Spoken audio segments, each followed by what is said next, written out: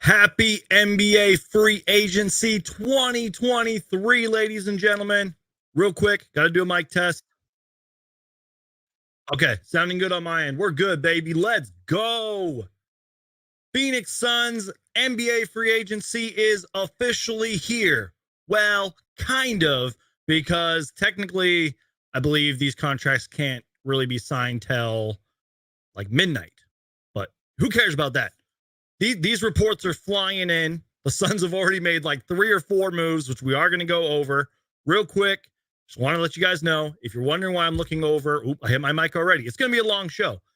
If you're wondering why I'm looking over here, it's because I have another monitor over here. I was starting to get a kink in my neck because I was always looking over at this monitor. Plus, I got my computer right here. Also, I have a little bit of water right here. And because it's free agency, who knows how long we'll be sitting here, I got an energy drink, baby. G Fuel. If anybody from G Fuel is watching me, please sponsor me. We got the Sonic the Hedgehog one. I've had a lot of coffee today too, but don't worry. I did eat some food and I drank water and stuff. So going to be a fun show. I'm actually using a different webcam as well because mine wasn't connecting for some reason. So just a fun show, everybody. We're just going to be chilling, just talking, reacting. I mean, the first like wave of signings pretty much flew in. Potentially, you know, especially for the Phoenix Suns, it seems like that could be all of their moves that they're at least going to make today. So we're just going to react, kind of give my thoughts and everything. And we will go over each signing and all that good stuff. So with that being said, let's go ahead, crack open this energy drink, and we will get started and go over all these signings and everything. So that being said, happy NBA free agency. Cheers.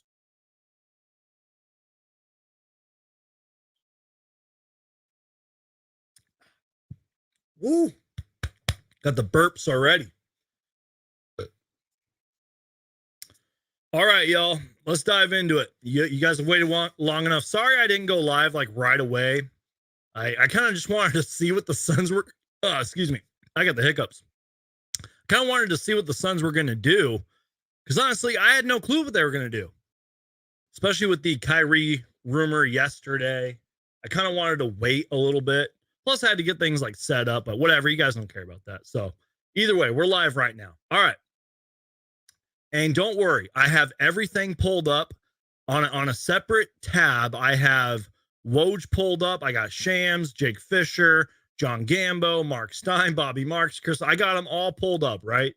And we're going to go over some other NBA signings. So if you guys want to react to some other NBA signings, like one that surprised me right out of the gates was Kyle Kuzma staying with the Wizards. So we'll talk about that.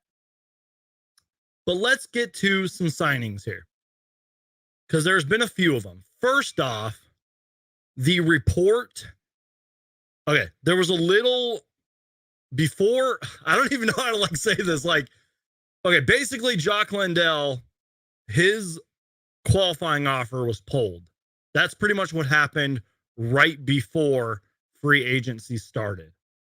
And I believe the first Suns signing was Drew Eubanks, who we're going to react to that right now. Now, real quick, you guys, I'm not going to sit here and lie to you. Let me just share my screen real quick. I don't really know Drew Eubanks very well. Let me know if you guys can see this too. Also, for anybody in the chat, let me know how we're sounding. Let me know how we're looking. Oh, God, that looks terrible. What is going on with my life right now? Sorry, guys. Technical difficulties, y'all. Let's try this. Does that look better? Yeah, that looks better, right? Let me know if that looks okay for you guys. Can you guys see that? Okay, I think that's okay. I'm just looking at my screen. And if you're a producer and you know how to use StreamYard and you know how to use Twitter and all that, please contact me, because I need a producer, y'all. Anyways, all right. First signing of the day, ladies and germs, for the Phoenix Suns. Let me take another sip of my energy drink. Free agent center Drew Eubanks has agreed on a 2-year deal with the Phoenix Suns with a player option in his second season. Sources tell The Athletic Eubanks is represented by James Dunleavy of XL Sports. And don't worry, you guys, I'm keeping my phone right here and just making sure that I'm not missing anything in live time and all that. So yeah, Drew Eubanks. Again, not going to really sit here and pretend like I'm an expert on here. Someone made a joke on Twitter saying the Phoenix Suns signed, or the Phoenix Suns, it was something, I don't even know what it was, but it was we got the American version of Jock Landale. All I know about Drew Eubanks is he's a backup center, he plays hard, and he's been with the Blazers for a little bit. So, hold on, y'all. I just want to make sure I'm not missing anything. What am I seeing about Eric Gordon? This is going to be a reaction show, y'all. I don't even know what's going on. I don't even know what my life is right now. Let's just refresh Twitter. Let's make sure I didn't miss anything. Oh, what? Oh, that sucks, y'all. My boy Jake Fisher, who's been on this channel, being told a key option for the Lakers with their mid-level exception is veteran guard Eric Gordon, a long-standing trade deadline target for Rob Pelinka's office. Gordon is to believe to have several offers in that range. I had to make sure. I was wait a minute. I was Eric Gordon? What? Oh, boy. Let me just check the chat, y'all. How are we looking and sounding? Because, again, I'm using a new monitor, and if you guys need me to, I'll switch it back if you guys can't really see these tweets and everything. But also, let me just share this tab too. This is TweetDeck right here. And we got all of them pulled up, y'all. This is everybody's Twitter right here. So it's refreshing too. We're not going to waive campaign because we just brought campaign back, Jason. All right. Thank you, Mark Jackson. I appreciate that. Letting me know it looks and sounds good. Thank you, man. It just kind of looked a little weird on my tab because I was I can't see what's going on with my life. But anyways, all right. So let's just pull up Drew Eubanks stats real quick. Let me just go back to my Twitter. Follow me on Twitter, by the way, everybody, at Suns Geek on YouTube. All right. Let's go back here. We're going to go to Drew Eubanks' basketball reference page as well. Let's see. Drew Eubanks. Here we go. Okay, real quick, you guys, before we talk about Drew Eubanks, let me just full screen myself. I don't want to sit here and pretend like I have sources, because I really don't. But because Draymond was the first player to sign and everything, I just wanted to let you guys know. I actually had a little tip from a friend of mine, and I'm not going to say this person's name. He had a tip from someone he knew, and I trust this person. This isn't really a person that like makes stuff up, but he told me before the Suns traded for Bradley Beal, he said that his tip, his little birdie or whatever, told him that Draymond Green had a meeting with Matt Ishbia and stuff. Obviously, none of that matters now because Draymond Green is now with the Warriors. And I even tweeted out, kind of makes sense that Draymond Green is staying with the Warriors. As long as Curry's there and Clay's there, you might as well keep that core together for as long as possible. So I just want to let you guys know that. And that could have been nothing. Could have just been Draymond Green and Matt Ishbia getting caught up. But that was what my friend's little source or birdie told him. Then he told me about it. But I kept it quiet because like I didn't want to like pretend I was like the next Flex or whoever and pretend I have sources when I really don't. But I just wanted to let you guys know that Draymond Green and Matt Ishbia had a meeting, or I think it was like a dinner or something. Backcourt highlight says Javon just signed with the Bulls. That sucks, man. I mean, it's good for I'm going to go on a Bulls rant here in a little bit. I'm so frustrated with the Bulls, man. I don't know why they're like running it back. I think it's their like GM or their owners like really. I think even after they got eliminated, he was at a press conference saying like, "Oh, we're gonna run it back and bring everybody back," and they're so frustrating, man. They need to do something, man. Let me take a sip of my energy drink, and we'll get back to the actual Suns related news. Thank you, NBA Day One, for letting me know the audio sounds good. But he says the tweets are hard to see. Okay, I might have to switch monitors in a minute.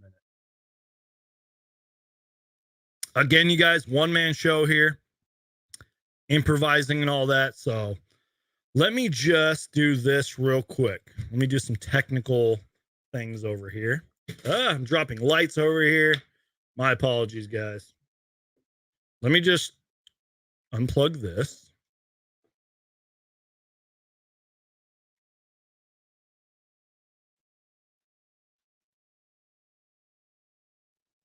Sorry, guys. Technical difficulties. My apologies, man. All right. We still live? We okay over here? I switched over to this monitor, so hopefully you guys will be able to see the tweets better. Ooh, breaking news, y'all. Nothing really crazy. Free agent forward Chimezie Metu has agreed to a one-year deal with the Phoenix Suns. Adrian Wojnarowski. Whoa. Now, if this is the player that I'm thinking about, this is a big man backup center. Does that mean Bismack Biyombo's gone? If this is the guy that I'm thinking, oh my God, what is going on with my life, y'all? Chimezie Metu.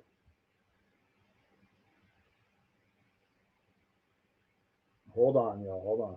Let's see. Cheat. I don't even know how to pronounce his name. Chimezie Metu. Go to Basketball Reference real quick. Okay, I guess this is the guy that I was thinking about. He was like a backup forward big man center for the Kings. He's 6'9", 225. My whole thing is I wonder if Bismack's gone now. Uh-oh. Hey there, says fix audio. Uh-oh. Audio got worse. Thank you guys for letting me know. See, God, I need a producer, y'all. If you are a producer and you know how to use StreamYard, let me know. Seriously.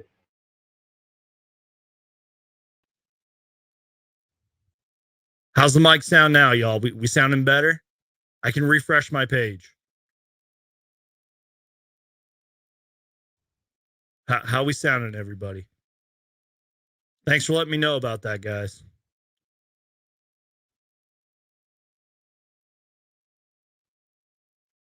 Thank you, guys. Thank you, Prod.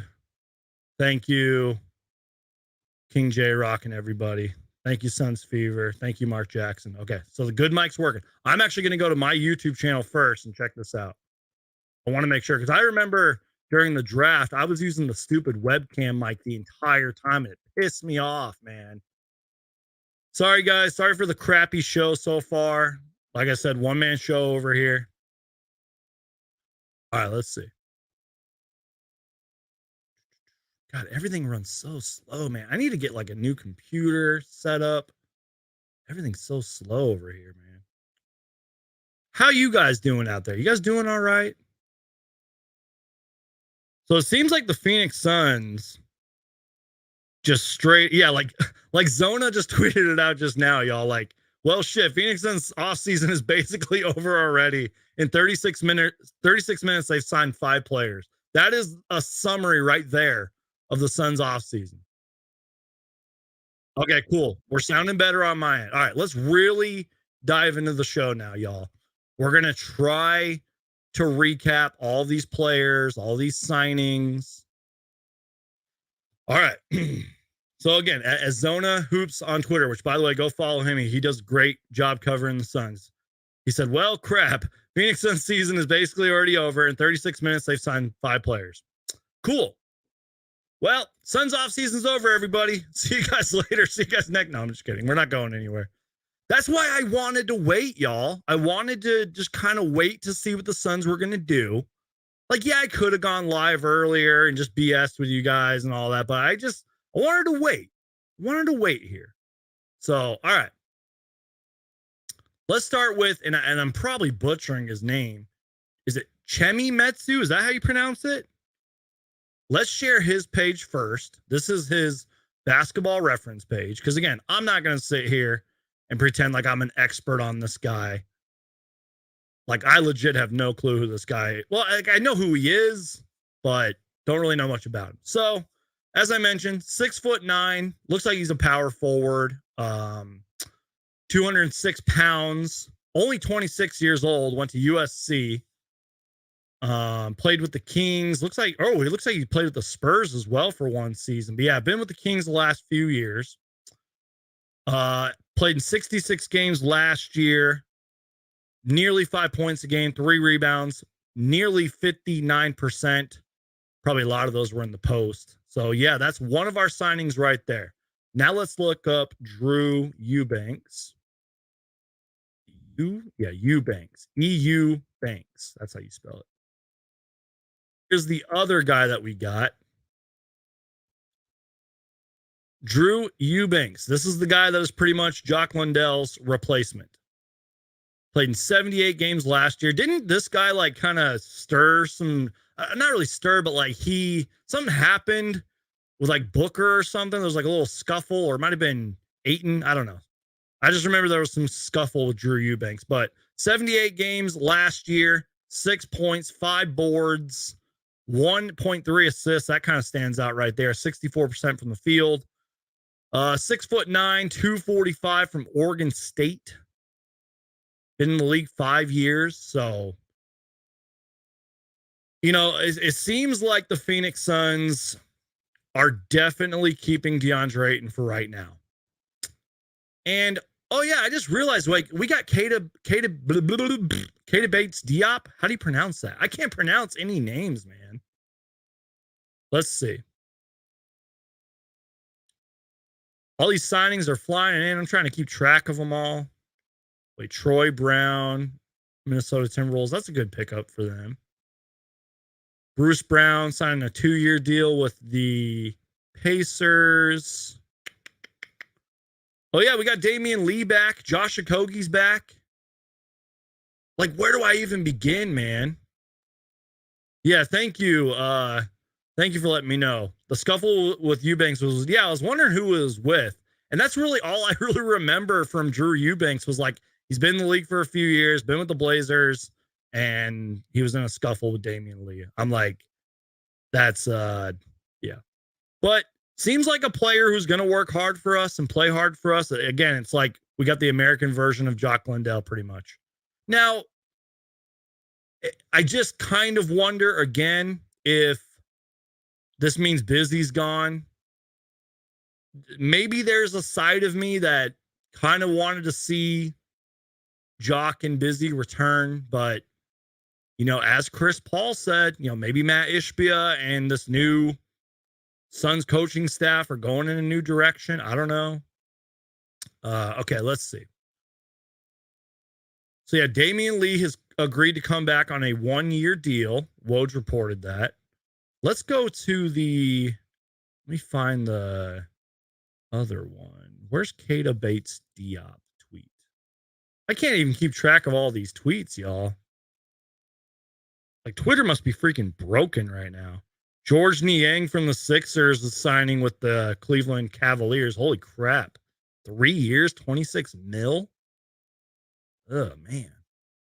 He requested a trade at one point. All right, let's see. Phoenix Suns. We're just going to go to Twitter. Sort of a different show today, y'all. I'm just sitting here reacting. Let's get off this page real quick. Don't worry, I'll go back to the tweets and all that later. We'll share the tweet deck page in a minute here.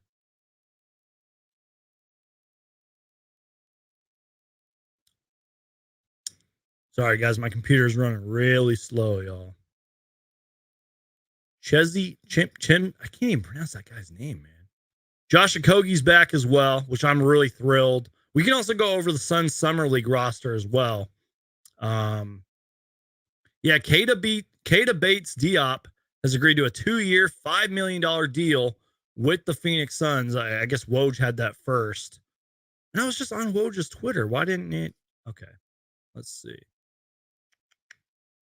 Give me a second here, guys. Doing some behind-the-scenes stuff here. Let's see. Okay, let's go to Woj's Twitter here. I like this move for the Phoenix Suns, and this was sort of what was being reported by, like, I believe it was Flex and Gambo and all them. Can you guys see the screen? Hold on. Let's see. There we go. Can you guys see that tweet okay? I can zoom in a little bit if you guys need it. There we go. That looks a little better. Yeah, Keita Bates-Diop. I hope I'm pronouncing his name right. I remember watching him in Summer League, man, but 2-year, $5 million deal. That's a really, for you know, how expensive the NBA is and the new CBA and all that. That's a solid deal. Co-head of the CAA basketball, Austin Brown, tells ESPN, deal includes a player option. Bates-Diop will have a chance to earn a starting forward spot. Whoa, Kyrie's going to the Mavericks. I don't know why I said going because he was already there. Kyrie, 3-year, $126 million deal with the Brooklyn. Or not Brooklyn. I said, what? Don't even listen to me, y'all. Kyrie Irving, 3 years, $126 million to stay with the Mavericks. I am losing my mind. I am losing my mind. Oh, that's cool. Kyrie Irving's agent, and I hope I'm saying this name right, Shatila Riley Irving, is that his mom or something, or sister, will become the first Black woman to negotiate and complete an NBA contract. That's cool. I like that. So, yeah, no Kyrie to the Suns, y'all. Holy crap. I legit said Kyrie was going to Brooklyn. I'm so stupid, y'all. Welcome to Suns Geek, where I have no clue what I'm talking about. Have no clue what's going on. Wow. And the computer doesn't work over here. And, yeah. Keita Bates-Diop is really solid. I know, but, like, maybe I'm wrong. Maybe he'll, like, surprise me. And I kind of get what the Suns are doing. They're bringing, like, a lot of versatile defenders, a lot of 3-and-D guys, a lot of guys with size and all that. But, like, I don't know. Maybe I'm wrong. Maybe it's because he's been on the Spurs and they've been rebuilding the last couple of years. But I'm just like, I'm not, like, blown away by that signing, you know? But, yeah, I think the biggest news, really, in my personal opinion, is just that we're bringing back Josh Okogie, which I really, really wanted them to do. I really wanted the Suns to bring back Josh Okogie. And I also, and who else came back? Damian Lee as well. And it was like we were reacting on Twitter yesterday. Like, bringing back Damian Lee is good just because a little bit of the continuity. I hate to use that word post-Monty, but it's true. A little bit of continuity, the shooting, the experience and all that. Yes, he completely dropped off after the All-Star break. We kind of talked about that yesterday. You know, maybe a little bit of that was related to injury. Maybe A little bit of that was just because he was on the scouting report, as we kind of talked about with my guy Thunder Steve 85. But Josh Okogie, I feel like that's the big one. That's the one that I'm really like happy with. And look, I'm looking forward to Keita Bates-Diop proving me wrong. I'm looking forward to seeing what Drew Eubanks can do in replace of Jock Lundell. But Josh Okogie, and I don't even know what the deal was with Josh Okogie in terms of, like, I don't know if that information's been released, but it kind of feels like we got him back for a steal. He could have probably commanded a payday because, in my opinion, he earned it. And I think that that's sort of the bigger news there is the guys that we're bringing back. And we'll get to know these guys that we just signed. And I'm looking forward again to making more videos and diving into these guys and everything. But again, I think the Josh Okogie signing is the big one. Because, yeah, he struggled in the playoffs and all that. I mean, let's be real. A lot of the Suns players did too, but, you know, a solid defender. And think of Josh Okogie in Frank Vogel's kind of system. It looks like Chris Middleton is staying with the Milwaukee Bucks, by the way. New 3-year deal, $102 million. But yeah, think of Josh Okogie and Frank Vogel's defensive system. I think that might be huge. And that gets me excited. Same thing with Bates-Diop and just all these other guys that we're bringing in. The Suns actually have a bench now. For all you haters, for all you naysayers, we actually have a bench now. And I saw a comment in the chat earlier that said, we can't sign anyone anymore. How many guys do we got on roster? Let's see. Let's go down the list. Let's start with Booker, KD, Beal, Ayton. Who am I forgetting? We just got Josh Okogie back, Cam Payne. So that's 6. So Book, KD, Beal, Ayton, Cam Payne, Okogie, Eubanks. Who else? Keita Bates-Diop. So that's 8. Who else do we got? Who am I forgetting? Oh, Damian Lee. That's 9. So who else is still on our roster? Oh, by the way, we let Darius Baisley go. That news was announced when, wow, Jakob Poeltl's going to stay with the Raptors on a 4-year, $80 million deal. What are the Raptors doing? Blow it up, Raptors. They're like borderline blow it up. So does that definitely mean that Fred VanVleet's gone? Cam Johnson. Cam Johnson has agreed on a 4-year, $108 million deal to stay with the Brooklyn Nets. Cam Johnson, one of my favorite Phoenix Suns players of all time, is staying with the Brooklyn Nets. He gets his payday finally. Oh, yeah. Thank you, Michael Kelly, for reminding me. So, yeah, that's 9. So 10 would be Jordan Goodwin and Isaiah Todd. So that's 11. So we have a few more roster spots. I believe you have to have 13 active players. Plus, there's going to be some training camp signings. And we're going to go over the Summer League roster in a minute. But maybe a couple of those Summer League guys could earn a chance. So, guys, now that we're 30 minutes in, I just want to first off apologize to you guys for the crappy setup earlier and the tweets and all that. Thank you guys for sticking with me. We got over 110 people in here. So I need y'all to smash that like button. The energy drink is flowing through my veins right now. And we have so much, not just Suns, but NBA related stuff I want to talk about. So buckle up, strap in. I'm sure there's lots of other NBA and Suns podcasts live right now, but you guys are choosing to be with me, and I appreciate it. I think Mikal Bridges just tweeted about Cam. Man, I'm happy for Cam, man. I gotta share this tab, y'all. Look at what Mikal Bridges just tweeted, y'all. That's so good. I love Mikal Bridges, man. Let me lower this thing real quick so you guys can see the full thing. That's great, man. I'll be real with you guys. When when Mikal and all them got traded, right? So again, this is Mikal Bridges reacting to the Cam Johnson news. Two little kids hugging each other, crying.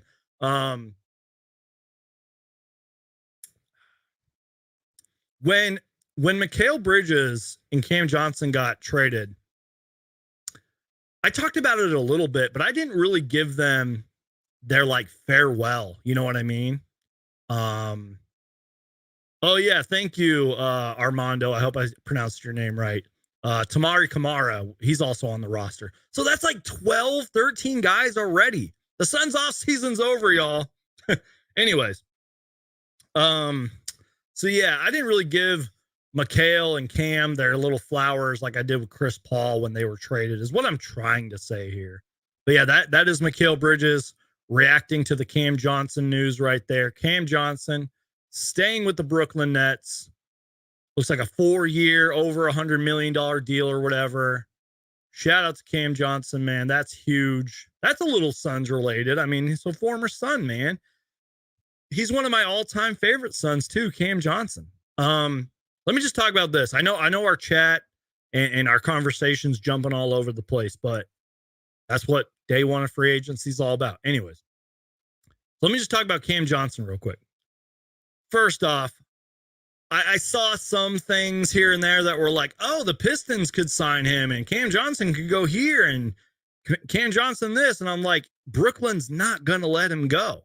And that's why I was sort of like annoyed during certain live shows, because people were like, we could get Cam Johnson back. I'm like, guys, we're not getting Cam Johnson back. Even if we had the money, Brooklyn's not going to let him go. So I'm happy for you, Cam Johnson.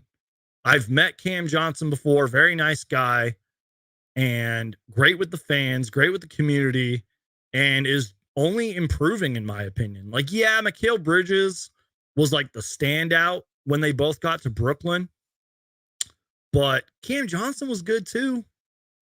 And, you know, just the chance for him and Mikal to grow together with that Brooklyn Nets team, whatever they decide to do, because they just cleared space, by the way. They just pretty much cleared a little salary to potentially do some moves. They traded Joe Harris to the Pistons, and I think they sent them like 2 picks as well to clear that salary cap space. So, yeah, you're looking at Mikal, Cam for the foreseeable future. You know, how many years does Mikal have left on his deal? You know, maybe like 3 or 4. So it's like they're building something in Brooklyn, and I like it for Cam Johnson, man. I'm happy. Mark Jackson says, Hulk smash that like button. Yes, crush that like button, y'all. We're over 30 minutes in. I've been sitting here rambling, been sitting here having technical difficulties and all that, and you guys are still choosing to stick with me, and I appreciate it, man. So just to recap, let's do a little recap session here. The Suns free agency started and ended in a matter of like 30-something minutes or less. So we bring back Josh Okogie, bring back Damian Lee, sign Drew Eubanks, sign Bates-Diop, sign Chimezie Metu, however you pronounce that name. And we just traded for Bradley Beal, drafted Tamari Kamara. And that's your Phoenix Suns offseason, everybody. Yay! Still moves to be made, but I'm glad that we have our bench now. Because, you know, the narrative going around was the Suns don't have a bench. Oh, yeah, and we brought back Cam Johnson, or Campaign as well, not Cam Johnson.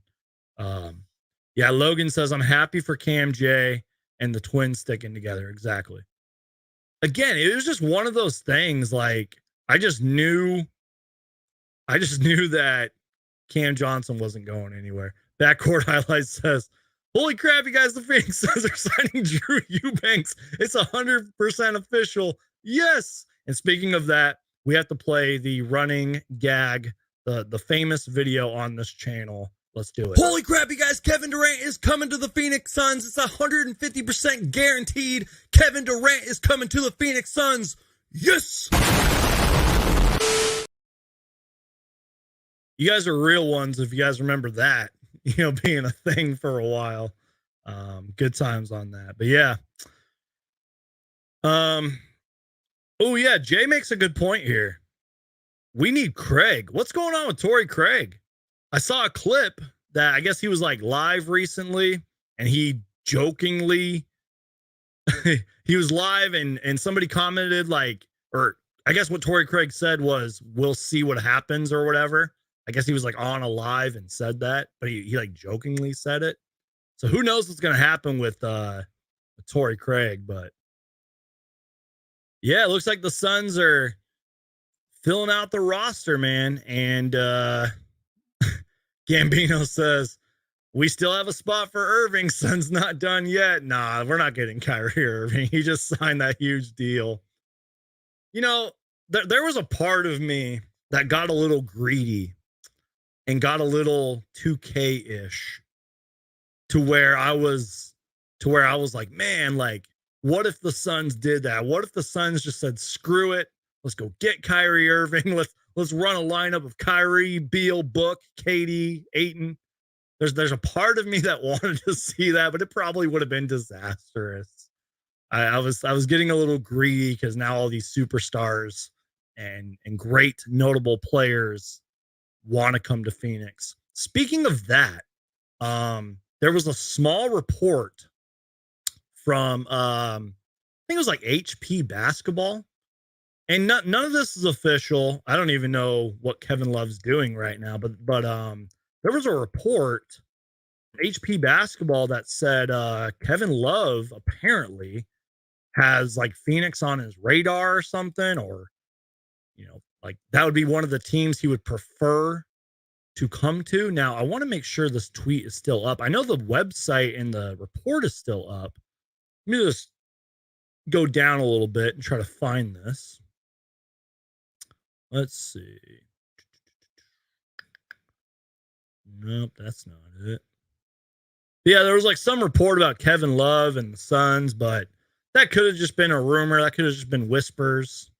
I mean, who even knows what's going to happen with Kevin Love? But again, roster spots are filling up fast.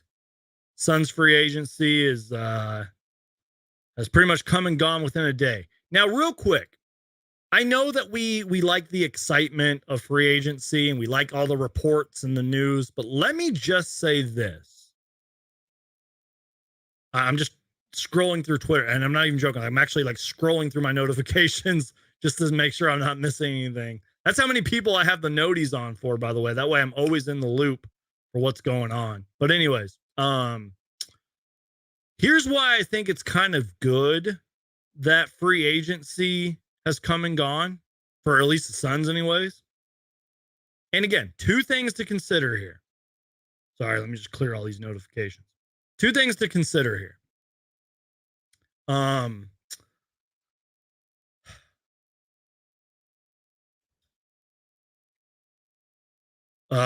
Sorry, I was just reading a tweet. Trey Jones has agreed to a 2-year, $20 million deal with the San Antonio Spurs. That's a good move. But anyways, here's, first off, let me just remind you guys of this. You're going to get sick of me saying this. Technically, the NBA offseason doesn't really end until like training camp. And even then. So pretty much the NBA offseason doesn't really end until the preseason begins. So again, you're going to hear me say that a lot because I think in years past, there's been a lot of Suns fans that are like, we're not doing anything. And how come we didn't make this move? And again, this is in years past, before KD, before Beal and all that. But my point being is anything could still happen. Maybe we'll see a DeAndre Ayton trade. Maybe we'll see something else happen. But also another good point that I want to kind of bring up that might be getting overlooked is here's why I think it's a good thing that the Suns free agency went and gone so fast, because sort of like with Bradley Beal, we we get these guys quick. They can fly into town and cross the T's, dot the I's and everything. They can make everything official. And then we can really start to, practice and get to know these guys off the court. You know what I mean? It's like, it's good that these signings are happening so early. That way these guys are like in the gym working. Like Jordan Goodwin, for example, who we're going to talk about later.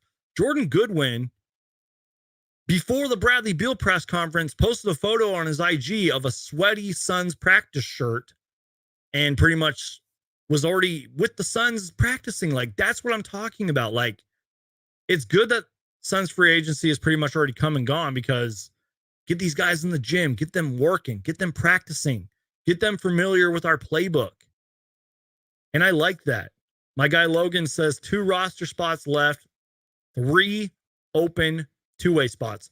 And that is one thing that I believe it's the new CBA or the NBA introduced, was instead of 2 two-way spots, you now get 3, which I like that, because there's a lot of guys that deserve a chance. Don't forget, Ish Wainwright was a two-way player at one point. Oh yeah, is that another roster spot? Ish Wainwright? Like, is that still like official? I believe it is. I believe Ish Wainwright's still with us. So again, just to recap what I've been saying, the NBA offseason is not over. We still have a lot of fireworks that could potentially happen, not just with the Suns. And it's good that we got all these signings and moves done quick, because now we can get in the gym. Now we can start working. Now they can start going over the playbook, learning from Frank Vogel, all that good stuff. I mean, heck, we just saw KD and Book in the Bahamas practicing and all that. And Bradley Beal in his press conference said, me and Book are going camping in Flagstaff. So they're bonding off the court. Like, that's good, man. Like, these guys are getting together, building chemistry. This is what you need if we're going to win a championship, and it all starts in the off season. Like, yeah, these guys are going to go on vacation, whatever. You got to rest your bodies, be with your families, but man, like, got to get in the gym. You got to start working. All right, so here's what we're looking at. Book, Beal, KD, Ayton, Payne, Damian Lee, Bates-Diop, Josh Okogie, Metu, Drew Eubanks, Jordan Goodwin, Ish Wainwright, Isaiah Todd. So 1, 2, 3, 4, 5, 6, 7, 8, 9, 10, 11, 12, 13. That's 13 guys. So yeah. Real quick, just a fun little fact for you guys. And this happens every free agency. Just real quick. I don't know who had this first, but including extensions and new contracts, NBA players and teams have agreed to over $1 billion with a B in deals in over the first hour of free agency. So let me repeat that. Including extensions and new contracts, NBA players and teams have agreed to over $1 billion with a B in deals in over the first hour of free agency. That's nuts, man. It goes to show that the NBA is super expensive, and the NBA is obviously doing well with revenue and ticket sales and all that good stuff. And that's why you've sort of heard a little talk about expansion. Like, guys, we might get the Seattle Supersonics back one day. We might get a team in Las Vegas one day, because the NBA is just seems like they're doing really well in terms of money. And like, yeah, I assume they probably took a hit when the NBA got shut down and everything, but they obviously were good enough to go to the bubble and do that operation. Just real quick, a little Cam Johnson related news. Cam Johnson's 4-year deal with the Brooklyn Nets can reach up to $108 million with full bonus incentives. I can't read. League sources tell Hoops Hype. Shout out to Cam Johnson. Let me take a sip of my energy drink. We will kind of process everything. Maybe we'll take some questions. Maybe we'll get some of you guys on. And because I'm assuming I mean, I'll probably still stay live, but I'm assuming that's probably it for at least the day. You know what I mean? But let me just take a sip of this. We'll talk about a few things I see going on in the chat. And yeah, cheers.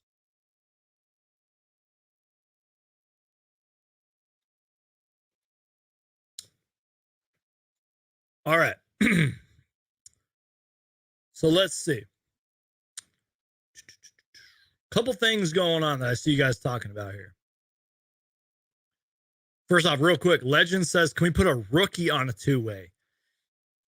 Yeah, you can, but it would that player probably would have had to go undrafted. Like, you're not going to sign like a 35th pick to a two-way deal. I get what you're saying, but it would have to be a guy that went undrafted, if that makes sense. And we're going to go over that. We're going to go over the Suns Summer League roster and kind of, you know, maybe some of these guys can make the roster.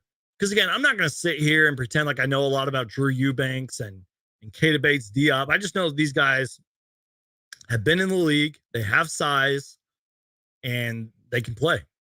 Because if they couldn't, they wouldn't be here. And also, I want to quote something that Frank Vogel said yesterday, or it might have been James Jones said yesterday. And I hope, excuse me, let me burp real quick. Let me quote something that James Jones said yesterday. And this is what I'm hoping we're getting with Drew Eubanks and Bates-Diop and Metu. Hopefully I'm saying his name right. James Jones says something along the lines that we want to be like the best team in the NBA. We want to be a contender and we're going to work hard and all that stuff. And he said, if that's not for you, then you should probably be on another team. That was like, I'm paraphrasing what James Jones said. And then Frank Vogel has said that since day one of his press conference. Like, we're going to be a scrappy defensive team. We're going to outplay our opponent every night, yada, yada, yada, yada, yada, right? So I'm hoping that Drew Eubanks, Bates-Diop, Metu are all very hard workers and will grit and grind and play defense and all that stuff. And just like Bradley Beal said yesterday, I hope that these guys will push our superstars, but also like learn from them and push them as well. You know what I mean? Like it seems like we got a team full of dogs and guys that are going to work. So let's see. Z-Tune makes a good point here. No Baisley, no Warren. So yes, if you guys didn't know, the Suns have passed pretty much on Darius Baisley. I think he was like under contract or they just didn't pick up his option or something like that. He's not returning. And I don't know how I feel about that. Like, I kind of said it yesterday on the live show. I was like, he didn't really do too much when he was here. By the way, Damian Lee just tweeted out back at it with a little salute emoji, sun emoji, hashtag the Valley. But yeah, he didn't really do too much. He showed some flashes in the very final game of the year. But like, as I mentioned plenty of times before, everybody looks good. Like, in day one, or in the last game of the season, not day one. Everybody looks good. Oh, this is great. We got to react to this, y'all. Hold on. So this is Damian Lee on his Twitter. And he put the video of one of my all-time favorite movies, The Wolf of Wall Street, which if you haven't seen it, I highly recommend you guys go watch that movie. It's a Scorsese movie, so be careful. But he posted the video. I hope I don't get copyrighted for this. Screw it. Can I even click on that? What is going on with my life? You know what? It's Damian Lee reacting to the signing. I'm not leaving. I'm not leaving. I'm not leaving. I'm not leaving. I'm not fucking leaving. I'm not fucking leaving. So good. That's so good, y'all. I love it. Shout out to Damian Lee. He's back, baby. Ooh, by the way, I follow someone on Instagram. They bumped into Damian Lee like randomly. And he was still in Phoenix, obviously. So I was like, he probably isn't leaving. And again, I was a little critical of the way Damian Lee ended the season. But I'm sure he's in the gym. I'm sure he's going to be working hard. He's just got to be consistent, man. But yeah, so shout out to Damian Lee. He's back. Josh Kogie's back. Ish Wainwright's staying. But yeah, so let's stay on track here. So yeah, no Darius Baisley. Apparently he's gone. Who knows what's going to happen to him? And apparently no TJ Warren. I don't know. We haven't heard anything. I mean, TJ, if you guys don't know, TJ Warren's a very quiet guy.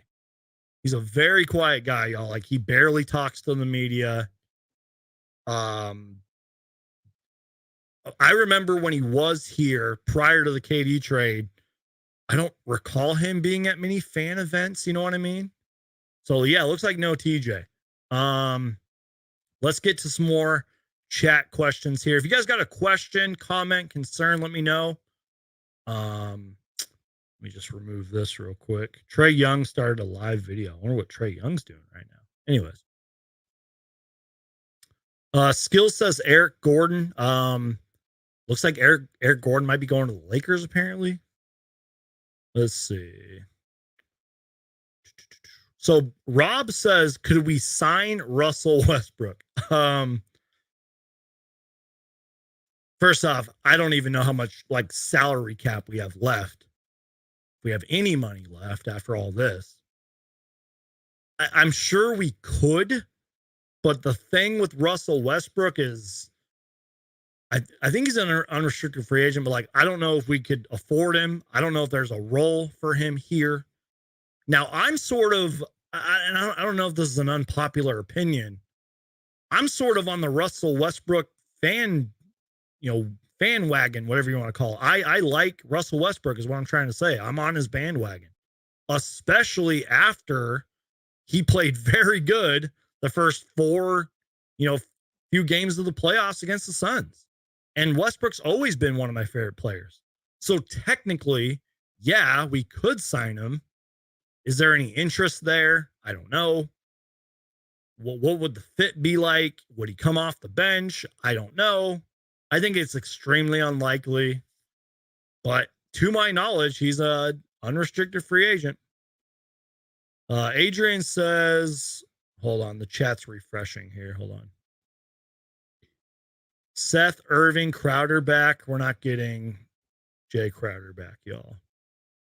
Skill says, if we don't get Yuta Watanabe, I'm going to cry. Yeah, I think that signing probably would have happened by now. I mean, there is the possibility it could happen tomorrow or the next few days, but again, don't really know how that's going to work financially. But, he is friends with KD. KD loved playing with him. Again, shameless plug here. I made a video about it.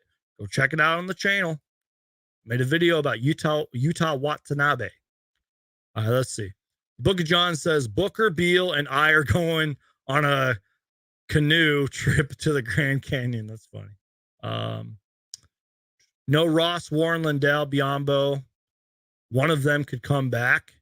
I mean, maybe, but I think it would have happened by now. Now, I talked about this yesterday with my guy, Thunder Steve. Bismack Biyombo kind of seems like the guy that's like quiet, has private affairs and all that. Like, maybe, but like, I think because we signed Drew Eubanks and Metu, however you pronounce his name, maybe that's kind of the filler position. I mean, you got Ayton. Is Eubanks our backup center? Like, what are we doing, man? I don't know. Hey there says, what happened to Saban Lee? Good question. To my knowledge, the last time I checked, we picked up his two-way. It was a qualifying offer for his two-way deal. So I believe he's still with us.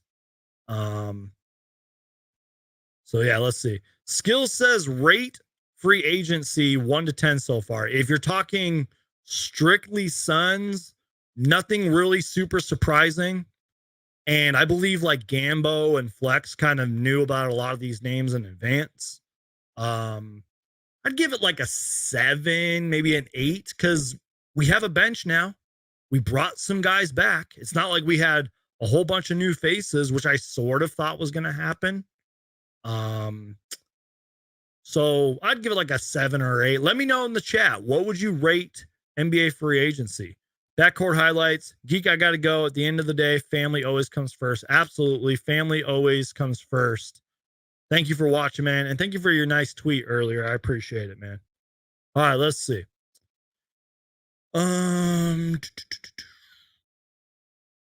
Hector says, what happened with Jock? Why not re-sign him? I don't know. I'm actually kind of curious to hear that from James Jones. This was a guy who literally at the end of the season, during the sort of exit press conferences and interviews, he said, I want to stay with Phoenix. He loved Phoenix, man. This is a guy that was Phoenix through and through and was a good locker room guy. And remember, even though I didn't really like it, he defended DeAndre Ayton at the end of the season and even kind of called out like us fans saying like, oh, I see all this trash talk on Ayton and I'm sick of it. So great locker room guy, great chemistry guy. He's hilarious on Twitter, by the way. Like legit, go follow Jock Landale on Twitter. He's hilarious.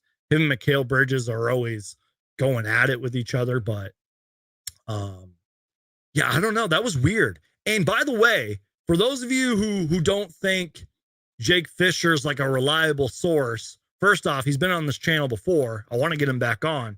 But two, Jake Fisher was the first one that knew about the Jock Landale and his qualifying offer being pulled. So just want to let y'all know that. Anyways. Terrence Ross. Nothing yet. Looks like Gabe Vincent's going to the Lakers. Whoa, Gabe Vincent to the Lakers has agreed to a 3-year, $33 million deal. Nice pickup, man. I mean, yeah, like we want the Lakers to lose, we want the Lakers to suck, but that's kind of a nice pickup for them. So the Miami Heat have lost Gabe Vincent. Did the Heat make a move? Like, what is going on, man? All right, let's see. Mark Jackson says, let's go Damian Lee. Yep, I'm excited for him. Rob says, should we sign Seth Curry? I don't know, man. Maybe. I mean, he can shoot, right? How is he on defense, though?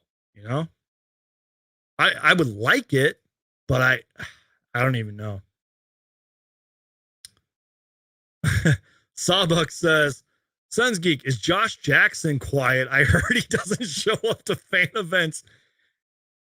I remember making a whole video about Josh Jackson legit not showing up to a fan event. And if you want to know how good of a person James Jones is, and yes, I believe he was like the assistant GM at the time. He might have been our GM. James Jones went to that event in person. He probably didn't have to do that. He could have sent someone else or whatever. But James Jones, after Josh Jackson skipped a fan event, for whatever reason, it was like a birthday party or some BS. James Jones actually went there, and for everyone who was of legal age, bought them beer, and then I think he treated the younger fans to other stuff. So shout out to James Jones. I will never forget that, y'all. Josh Jackson, one of the biggest disappointments in Suns history, man. Sucks too, because you know how I said like Cam Johnson's a very nice guy. Josh Jackson, the time my friends and I would meet him, and we met him a lot and would talk to him pre-game sometimes after the games. Nice guy, but clearly was not ready for the NBA, man. All right, let's see. Let me get caught up here.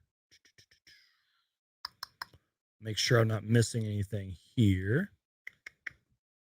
Checking my phone too. Gordon Love Bomba, says Han. Let's see. Logan says, I'd like to bring up. I would like us to bring back Craig with the bird rights so we have a player above the minimum as a trade asset. That's a fair point. It's not like Torrey Craig hasn't been traded before. And yes, I believe to my knowledge, we still have his bird rights, or we have bird rights. I could be wrong on that. Salary cap isn't really my expertise. But yeah, guys, we're almost at the 1 hour mark. Again, I want to thank you guys for putting up with me at the start of the show, putting up with the quality and all that stuff.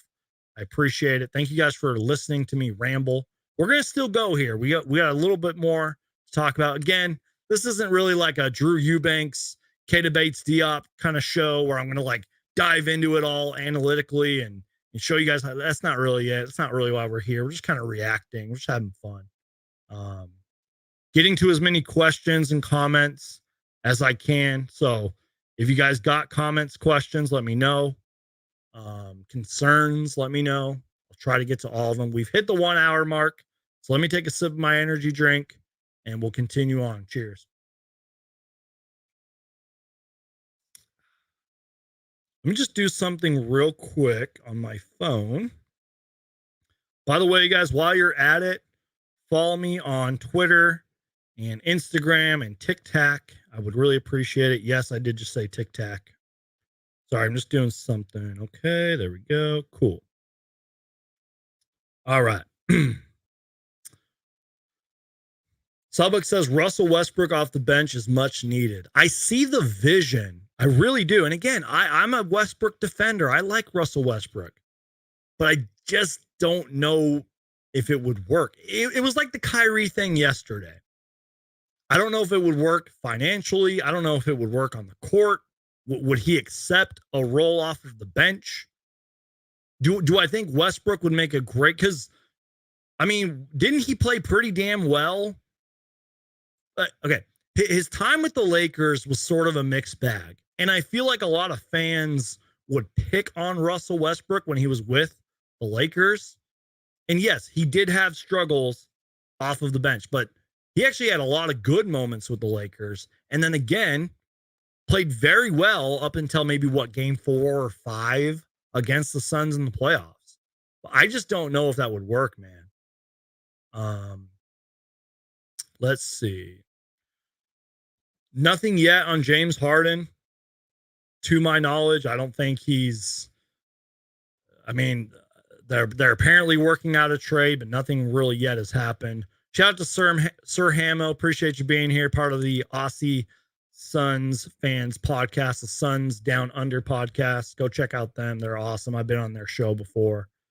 He says, smash that like button, people. Yes, crush that like button. Zach Curry or Zuck Curry saying Mo Bamba. I sort of talked about this yesterday too, y'all. I doubt, maybe, but unlikely. I don't see a scenario. I mean, I don't know.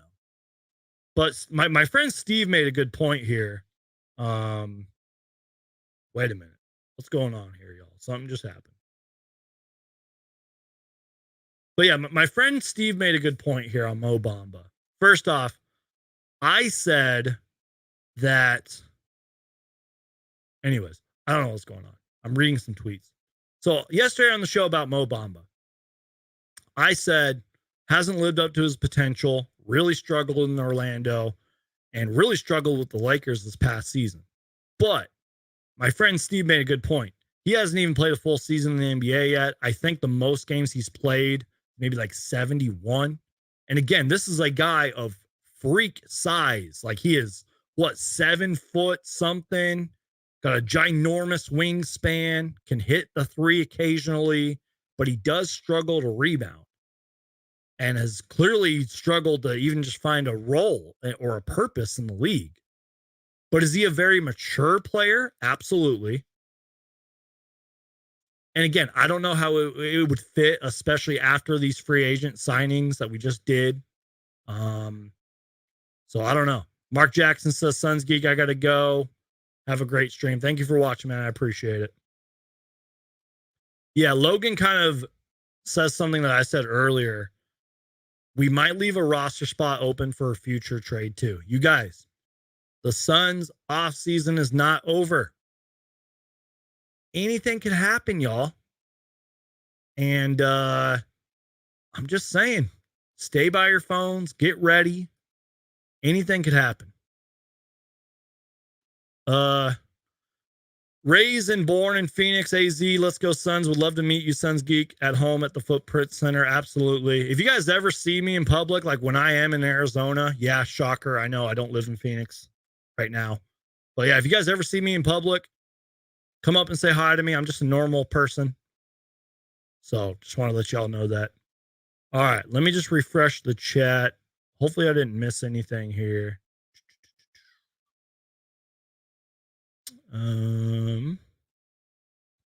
We gave Saban Lee the qualifying offer, so we have his restricted free agent rights. It's likely we bring him back on a two-way. Yeah, absolutely. And he deserves it, man. I mean, hometown kid, works hard, plays hard. I know he's working his tail off in practice, still young. And again, he's on that two-way, sort of like an insurance for the Suns, if you will. And yeah. Let's see. Let me just make sure I'm not missing anything. Batman since 88, I love that, by the way, says it's now or never to win. The Suns team is going to be fire. Guys, we actually have a bench now. Like, for real. That narrative can now go away. Because everyone's like, you traded for Bradley Beal. You have no bench. You have no money left over. No, we actually have a bench now, y'all. I mean, maybe campaign starts, but let's pretend he's going to come off the bench, right? So you got campaign coming off the bench, Damian Lee, Josh Okogie, in any of those orders. Any three of those guys could be your sixth man if they don't start campaign. Now, I believe it was Woj or Shams that said that Bates-Diop apparently is going to be potentially fighting for a starting spot. And yesterday, Frank Vogel and even Bradley Beal both said, like, we want to have like a multiple ball handler attack. So what I'm going with this, where I'm going with all this is the Suns actually have a bench now. We have multiple ball handlers, multiple defenders. We got size, we got strength, and the offseason's still not over. And I talked about this at the very end of my live show yesterday. As Batman since 88's comment says right here, it is now or never. Now look, anything could happen. Maybe this isn't the Suns' year this year, but the Suns have to win in this window. We have to win while KD and Beal and Booker are all still here. I give it like a 3-year window, maybe 4. And we got to win. It's championship or bust. Again, I said this yesterday. That's why Bradley Beal's here. That's why Kevin Durant's here. That's why Frank Vogel's here. Building a championship roster and winning this season or within the next 2 to 3 years. And look, you guys, Matt Ishbia during his press conference said he's going to be here for like 40, 50 years, and he wants to always be contending. So if Matt Ishbia is true to his word, and so far he is, he's made a bunch of splashes and has pretty much punched the new CBA in the face. It looks like the Suns are always going to be contending, always going to be, pushing the limits to the new CBA and the salary cap. And, if we can keep this vision and this direction, it's like we're going to be contending for years. All right, let's see. Sir Hamo says, Suns Geek, the man, I appreciate you, man. Thanks for being here. Yeah, Abraham says, what happened to Kyrie Irving? Resigned with the Mavs? Yeah, he did. Big deal, like a big contract deal. I sort of talked about that earlier. Sir Hamo, good question here. I don't even know if I can really answer this, but I'm going to try. Do you think Ayton should be playing power forward like he did in college? Yeah, maybe. Hold on. We got another signing here. Not a Suns signing, but what just happened to that tweet? Joe Ingles, 2-year, $22 million with the Magic. What? Joe Ingles to the Magic? Okay. It's interesting. Real quick, y'all, before I answer, sir, or actually, we'll do that next. Let me answer this question first. Oh, wait. Whoa. Hold on, y'all. Hold on. Yuta Watanabe's coming to the Phoenix Suns. I'm not even joking. Holy crap. The Suns have signed Yuta Watanabe. Let's go. breaking news. We got to share the tweet. Guys, I am hyped right now. That is a huge signing. That's the big one right there. That's the one we've all been waiting for. Holy crap. The Suns are stacked now, y'all. I guarantee you Kevin Durant had something to do with this one. Yuta Watanabe. Keith Smith, a spot tracker, said the Suns had a great night. Holy, let me share my screen, y'all. View StreamYard, view Twitter tab. There we go. Is it working? What's going on? Oops, that's not it. Stop sharing. There we go. My bad, y'all. There it is. Boom. Utah has signed with the Phoenix Suns. I love this signing, man. This is huge. Now, look. Someone made a good point because he can shoot threes. He's a three-point shooter. He's got size. He plays his ass off. That's an understatement. Utah is going to be a fan favorite from day one. But someone made a good point in my comments. He didn't really take like a chunk load of threes, which was kind of why he was a snub from the three-point contest. With Damian Lee, by the way, he was definitely a snub. But yeah, I'm thrilled for this. And hold on, let's see. Okay, that's just Joe Ingles. So Sham Sharnia says, around Devin Booker, Kevin Durant, Bradley Beal, Suns recruit a big wing pickup in Yuta Watanabe, 44.4% three-point shooter, depth in the front court, and a reunion with Kevin freaking Durant, baby.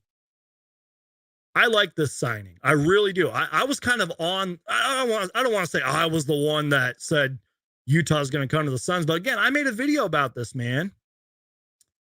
I just knew that would be a good fit. And I'm telling you guys, he's going to be a fan favorite. Guys, I love this. This is the one that got me hyped.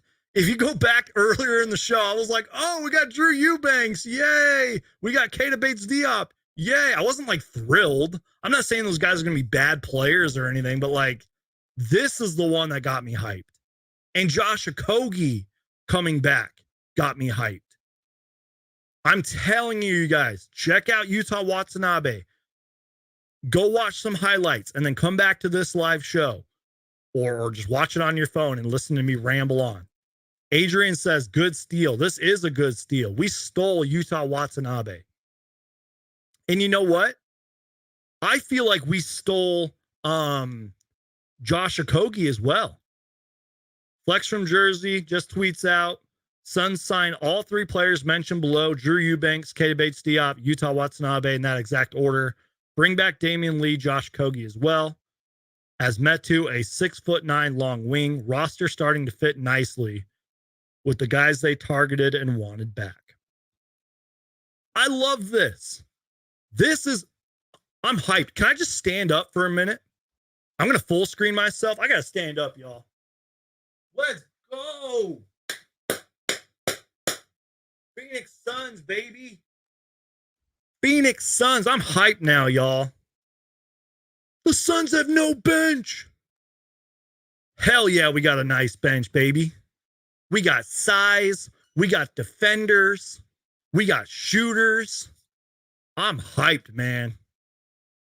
Let's go. Let's take a big old sip of this energy drink, y'all.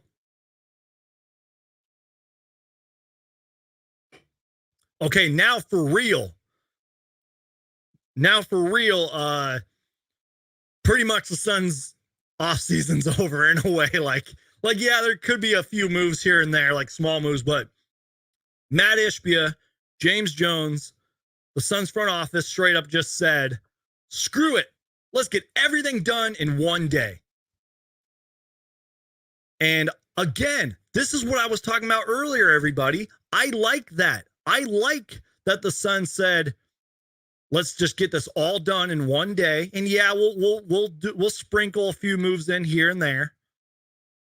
But again, you get these guys signed. They cross the T's, they dot the I's. They fly to Phoenix. They're in the gym. I like this. Get them in the gym early, start practicing, all that good stuff. I love that. And I cannot repeat this enough. Yuta Watanabe is going to be a steal for the Phoenix Suns, y'all. Now look, I think there was a small phase where he wasn't really playing too much for Brooklyn, but he played great with Kevin Durant. Kevin Durant loves him. Sort of was a standout for a little bit. And I made this point yesterday. First off, for anybody who cares, Shake Milton, 2-year deal to the Minnesota Timberwolves. But anyways, I made this point yesterday. Utah is unfortunately, or is it Yuta Watanabe. He unfortunately is on the wrong side of some viral highlights. Like he got dunked on by Anthony Edwards. But I said this, I don't mind that because the guy will contest shots. He will jump up and try to block some shots. He's got a long wingspan, y'all. So the Suns are looking stacked. Let's dive a little bit into Yuta Watanabe. This gets me hyped, y'all.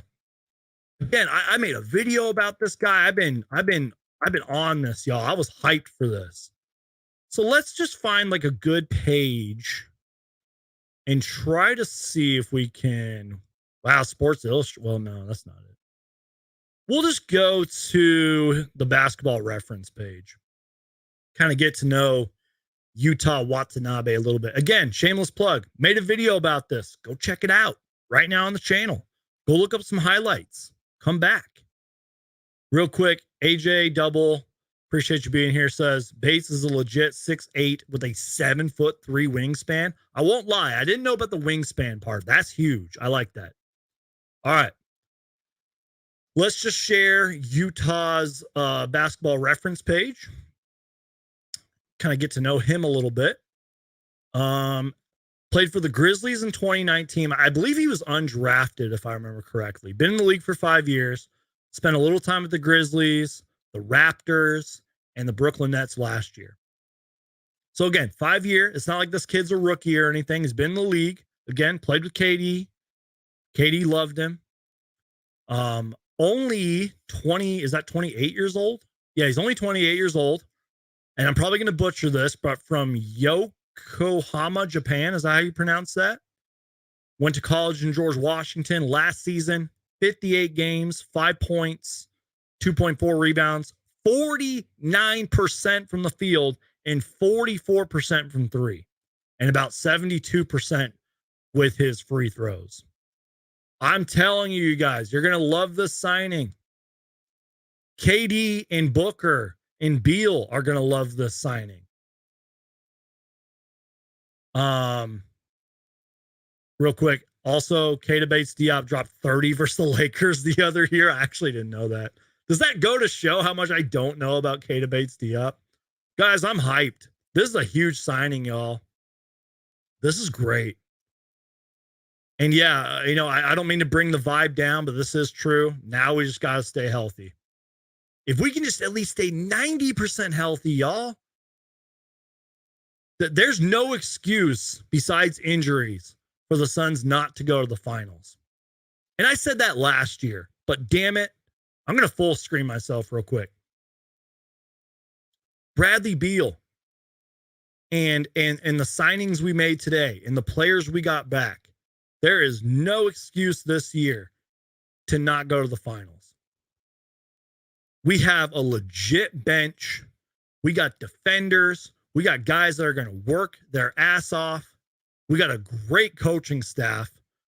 That might be one of the more overlooked things the Suns did this offseason was their great coaching staff.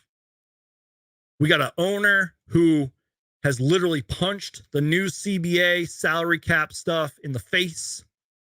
And I love this, man. This is great. I love this, man.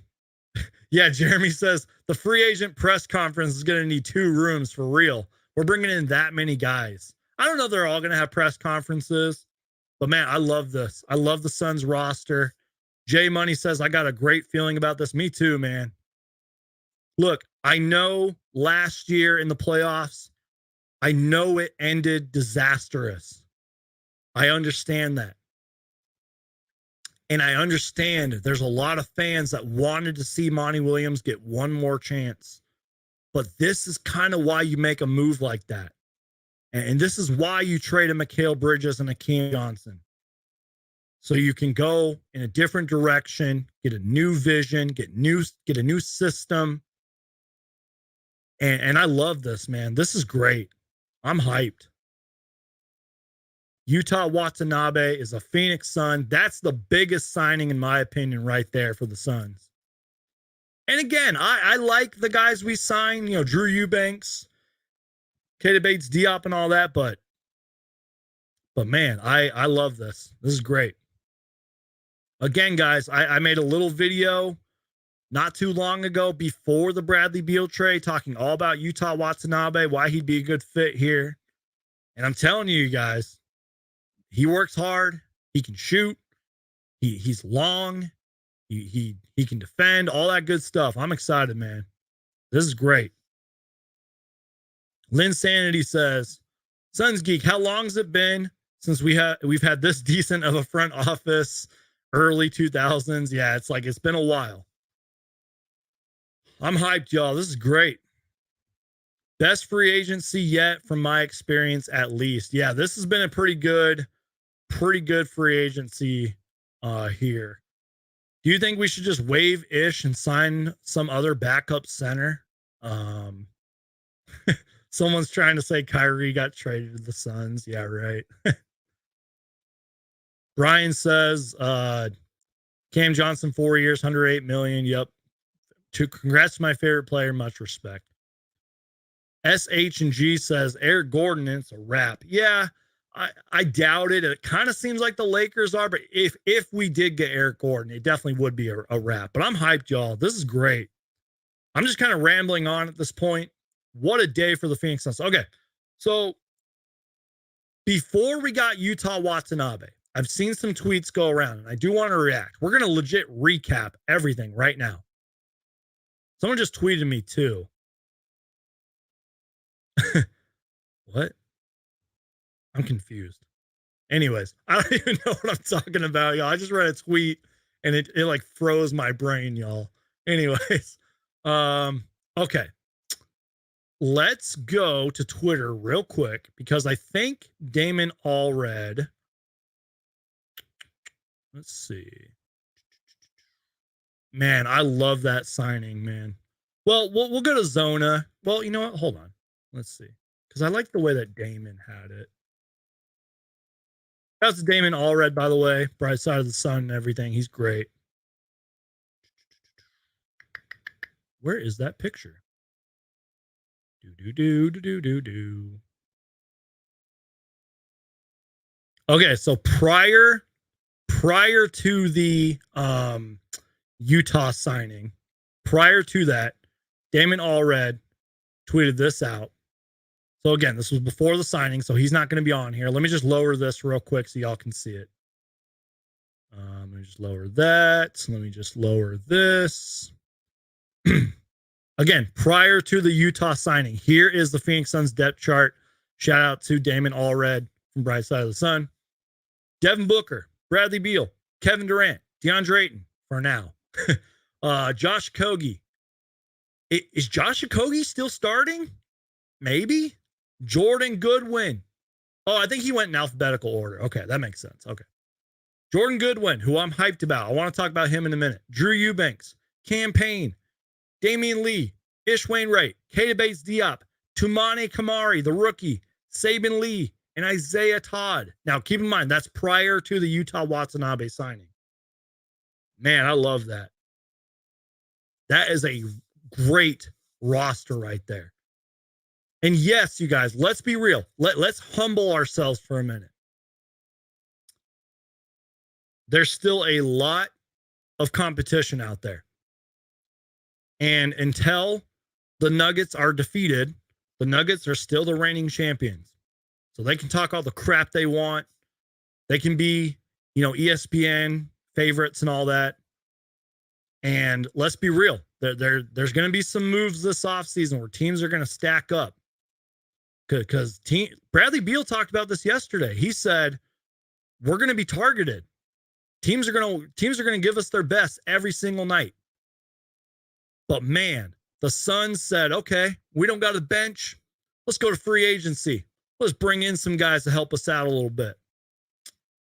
I love this, y'all. Again, this is the depth chart prior to the Utah signing. And yeah, Logan makes a good point too. Losing Bruce Brown will hurt the Nuggets. Absolutely.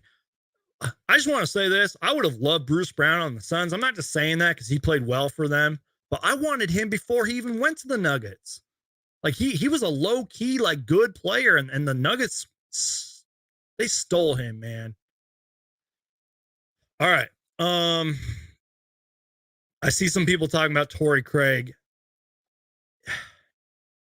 Is it fair to say maybe Torrey Craig's not coming back now? And I feel bad for saying that. But I mean, look at the depth chart here, y'all. Like, I don't know. I don't know if we can. Maybe he got another offer on the table. And I love Torrey Craig, man. I do. You know, again, I hate to use this word post-Monty, but continuity. He brings a lot of that. We traded back for him. We traded the 10th overall pick, Jalen Smith, for him. And he can play.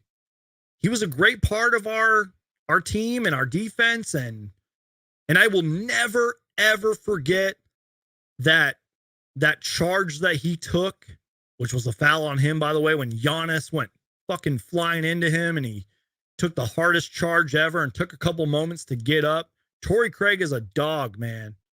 And I really hope Torrey Craig finds a team to sign with. You know he's probably going to a contender. Let's be real. And he deserves it. And I don't know. I just think, unfortunately, I don't see a scenario, at least right now, where Torrey Craig comes back. And that sucks, man. Because this Suns team would be even better if we somehow kept Torrey Craig. But I think the Suns are just going in a different direction, y'all. And we got some good players. But I don't know. Man. But again, I'm hyped, y'all. And yeah, like I'm seeing in the chat, like AJ said, I love Craig, but we drafted a guy who is similar. I get it. And I'm not trying to pick on Tamari Kamara here. Like, he's a rookie. Like, I don't even know how much the guy's going to play. There is maybe a scenario where he gets an opportunity to play. And maybe he proves me wrong. Maybe he works his tail off in training camp. And maybe he has a great preseason. But I'm like, is he really going to play over guys like a Kogi and Campaign and Yuta Watanabe and all these guys? Like, he's going to have to fight for minutes, man. Let me tell you. All right. Let me see. Shout out to Evan Sedri on Twitter. He's a great follow on Twitter, by the way. Go follow him. Let me just share the tweet real quick. Give me a second here, guys. Sorry, it's just refreshing.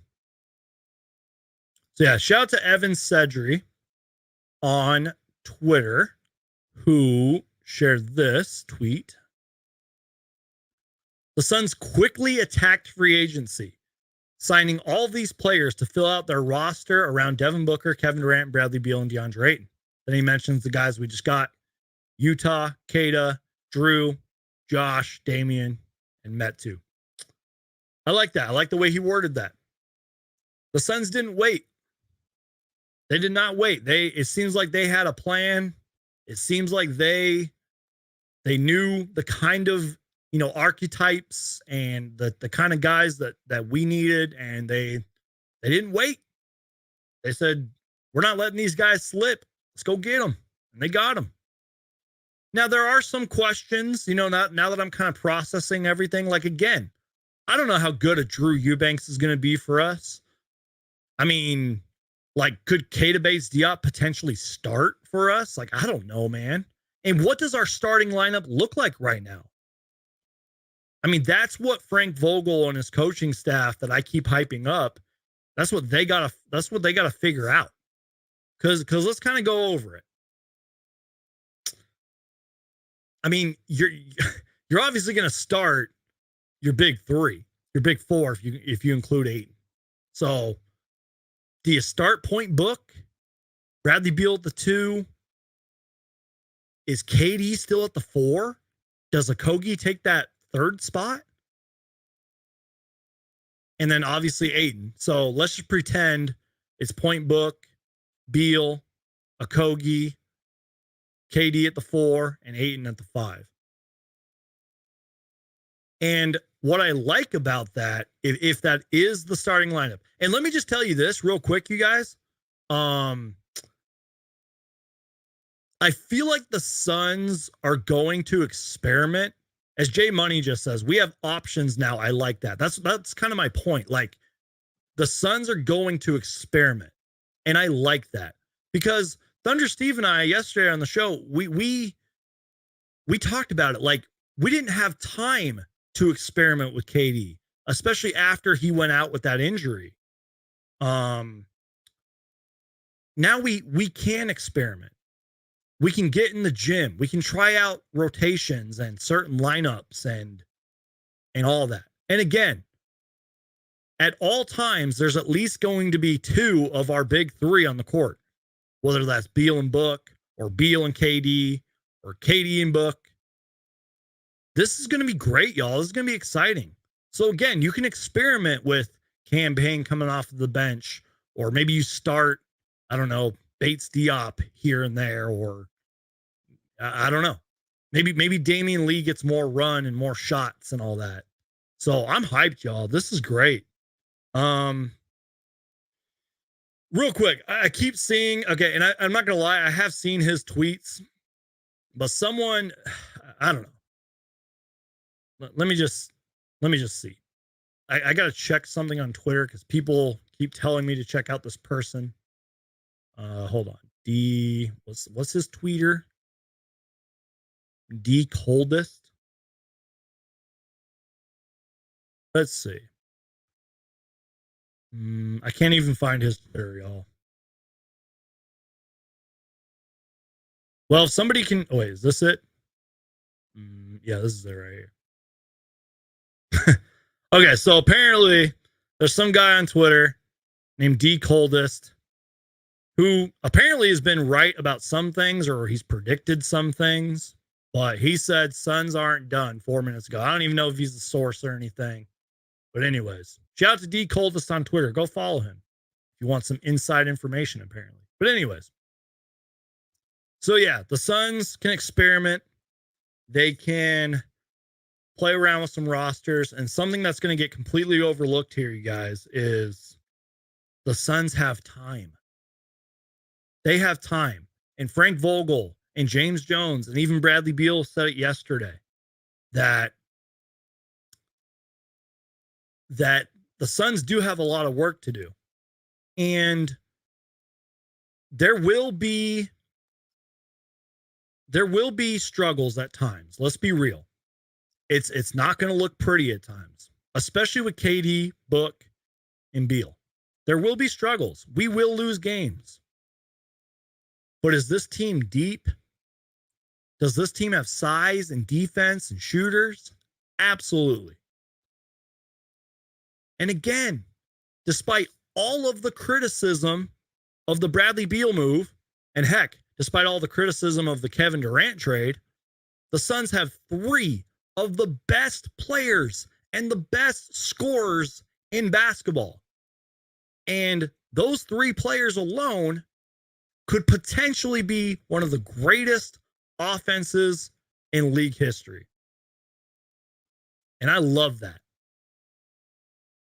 Because let's be real, KD got locked up last year. They were throwing everything at him. The best defender on the opposing team didn't give him an inch of space, which is why KD struggled a bit.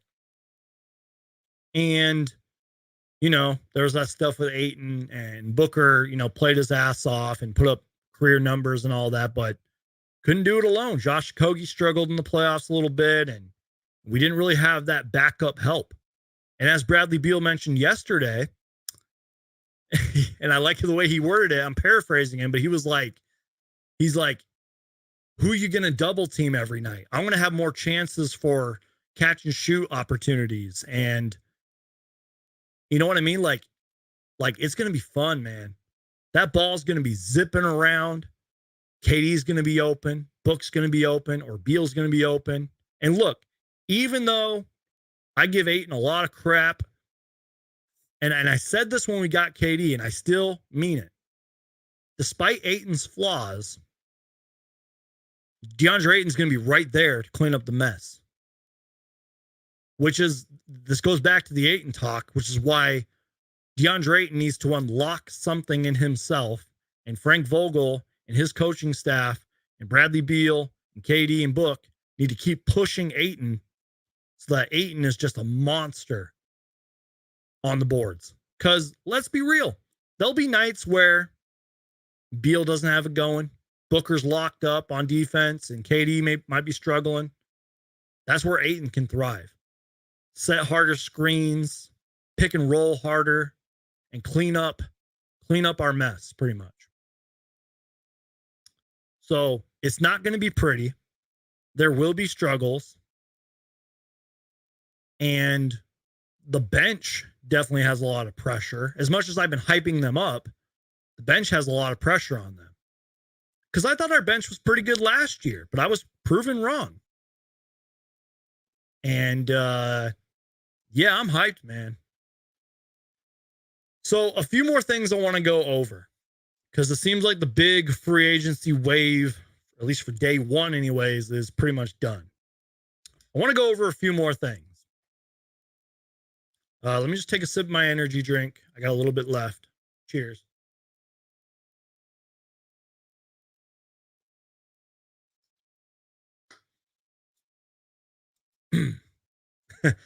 SH&G says if DA starts dunking, we get a chip. Exactly. That's what I'm talking about. I'm like, we need to unlock Ayton to his fullest potential, have him setting harder screens, rim rolling harder, and actually dunking the damn ball, and then it's over. And yeah, protect the paint, as Jay Money says. Exactly. All right. Couple things I want to go over. First off, again, I think it's pretty safe to say that day one of free agency is over, but I want to kind of transition just real quick to the Phoenix Suns Summer League team. And we can go back to free agency and the guys that we just signed and all that. So the Suns tweeted this out earlier. Real quick, let me just share this. Let's go here. Let's see. Yep. Okay. How we looking over here? Okay, cool. Let me just lower this real quick. This is your 2023 Phoenix Suns Summer League roster. And I saw somebody, I think it was Sam Cooper of the Timeline Podcast, tweet out, we actually have a reason to watch this year. And I agree with that. Because look, I love Summer League as much as the next person. I really do.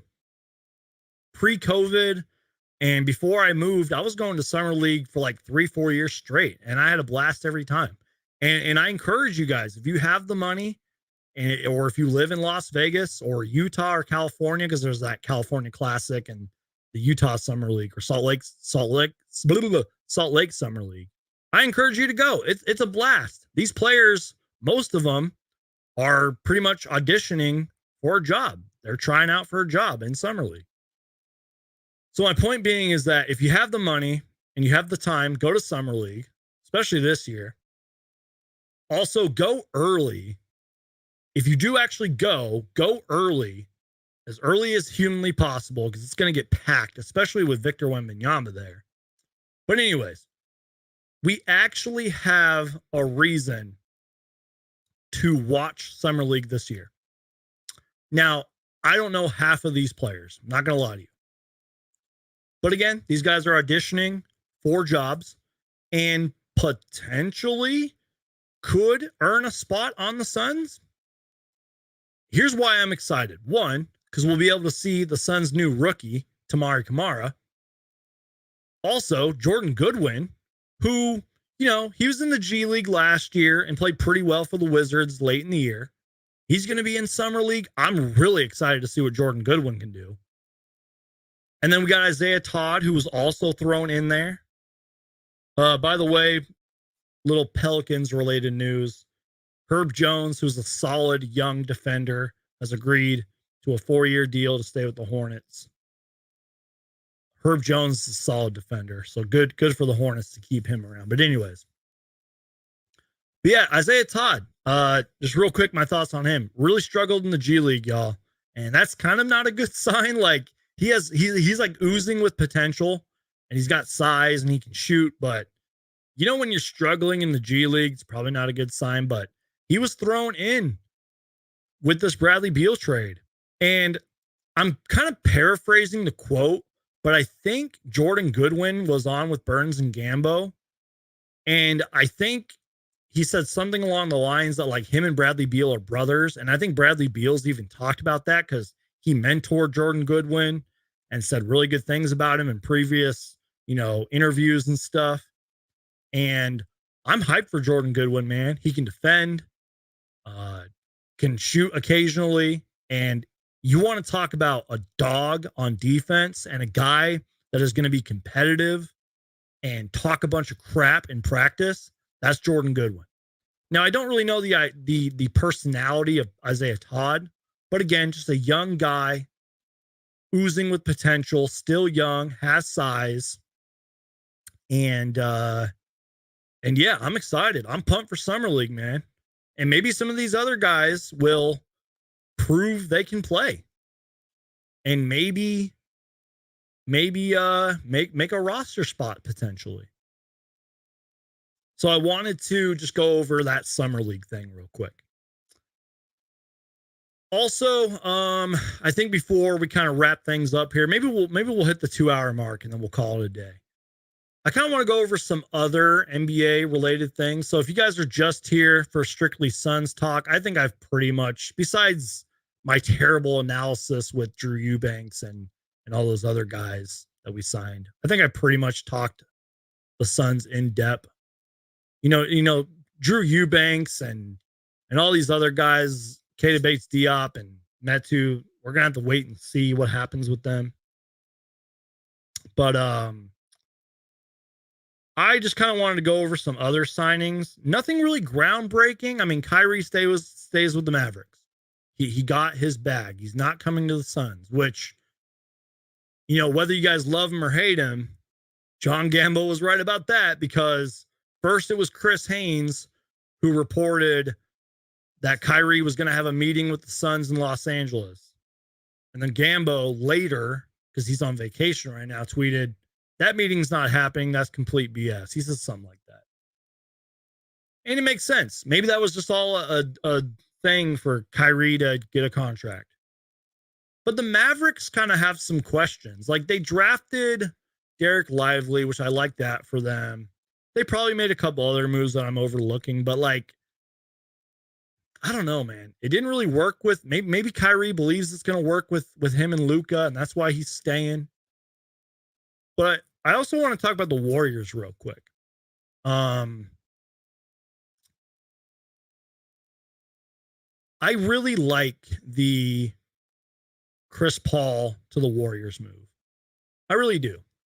Ooh, and by the way, I don't know if it's like official. Dario Saric is apparently going to go to the Warriors. I could be wrong on that. Someone fact check me on that, but there was a report that said Dario might be going to the Warriors. But anyways, I like the Chris Paul move. I really do. Because one, again, Draymond Green is staying, and love him or hate him, Draymond Green brings a lot to the team, and he's a veteran in this league. He's a great defender, and he's won championships. So again, as long as Curry and Clay are still there, Draymond Green's staying, right? But adding Chris Paul to the mix, really think about it, you guys. Yes, I get it. Chris Paul's old. Chris Paul doesn't stay healthy, blah, blah, blah, blah. I get it. But think about a healthy Chris Paul for the Warriors. Setting up the greatest shooter of all time, and also setting up another great shooter of all time in Klay Thompson. that's going to be scary, man. The Warriors could be good. Now, they still have a lot of question marks to go. They got to fill out their roster because I think they lost Dante DiVincenzo, but that could be good, man. Portland still has a lot of questions they need to answer. You know, obviously with Damian Lillard. I mean, if Damian Lillard does ever request a trade or they come to an agreement to trade Damian Lillard, maybe we see some other dominoes fall and some other questions get answered. But, you know, the offseason could get more crazy. This was like the first wave of news. And there might be some wonky contracts out there. There probably was some that were signed earlier that I might have overlooked. But that's really just because of the new CBA and everything, and teams are still figuring some things out. Some teams might be moving contracts too because of the new CBA. Like, again, like we saw earlier with Joe Harris, you know, getting traded to the Pistons. Pistons taking on a little salary and getting 2 picks while Brooklyn cleared their books to make, you know, room for Cam Johnson and whoever else they can get. So yeah, that's just some quick thoughts. There's probably some other moves that I missed. Real quick, let me just see. What did I miss here in the chat? Jock Lindell would have been nice. Who is Drew Eubanks? Yeah, I mean, we kind of went over that earlier. What are your thoughts on the Suns letting go of Lindell? Says Thor Seth. You know, again, it is a little confusing. I don't know. I'm curious to see what James Jones has to say. That's kind of just my thoughts on this. I'm just curious what James Jones is going to say on Jock Lindell. But again, it is what it is. We have our backup big men, we have our backup centers, and we got a big steal in Yuta Watanabe, you guys. So, Sir Hamo says, Suns Geek, gonna need a nap after this. Thanks for bringing the info to the masses, brother. That's why I'm here, man. Thank you for your nice comment. You know, you guys literally watched me react to this in live time, and I appreciate it. That's why we're here, to give our opinions and react to Suns basketball and all their signings and everything. So, the Warriors are probably going to be the oldest team in the NBA, so health could be an issue. Yeah, that's true. But if they all stay healthy, they all could be really good too. And that could be another team the Suns have to compete with. Because prior to the Nuggets, that second round series, I was a little scared. I was like, man, we might have to play the Warriors, you know? Or it was some order like that. I was a little scared. The Warriors were definitely on my radar of a team that I was potentially scared of losing to last year. Jose says Damian Lee deserved more minutes and Okogie is a dog. Okay signings. Yep, I agree with that. Dread-headed villain says, did all of this in under 3 hours. Suns cooked with gas. That's what I'm saying, y'all. The Suns off season came and gone. It's done pretty much. And again, there could be some moves we sprinkle in here. Maybe there's a trade. But I love this, y'all. I love that we straight up went into the off season and got it over with. We have a vision. We have a team now. So yeah, I'm excited. For those of you who care what Kevin O'Connor has to say, Kevin O'Connor of The Ringer says, underrated signing, Keita Bates-Diop had a good year for the Spurs, 6'8" with length, 39% from 3, says Kevin O'Connor from The Ringer. So shout out to him. All right, y'all. We're going to go 12 more minutes. So we're going to just react and take questions from the chat and comments. And yeah, according to not really according to me, according to what everybody's saying, I feel like we only have one roster spot left and then a couple two-way contract slots left, which is why, you know, we might bring on some summer league signings and all that. So, let's get to some comments from the chat here. Let's see.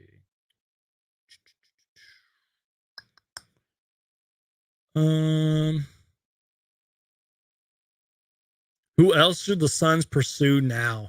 I don't know. I mean, I honestly think the Suns are just going to take a look at the Summer League guys right now.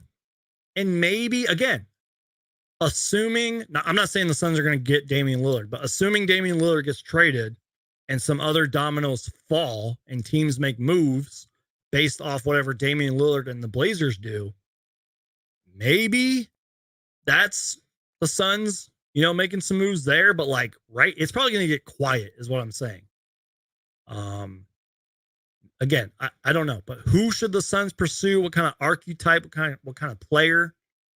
I mean, again, sometimes it's a gift and a curse, but you can never have enough wings. So maybe they continue to go after wing type players. And again, they'll probably bring on a couple two-way guys. They will, because you want to fill out your roster. You want to get deep. You want to have a couple insurance guys. But I think after this point, it's just going to be little small moves, All right, let's see.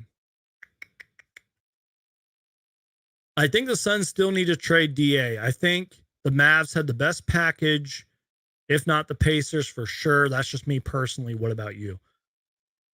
To be determined with Ayton. I mean, clearly, I don't think right now we're going to trade him because I went over it yesterday. Frank Vogel has been saying so many great things multiple times about Ayton. And even Bradley Beal yesterday. They talked a lot about Ayton. He was name dropped early in the press conference. But I also said this. It could be a random day in August and bam, Ayton gets traded. Just saying. You never know. All right, let's see. Let's get to a few more comments and then we'll wrap up the show.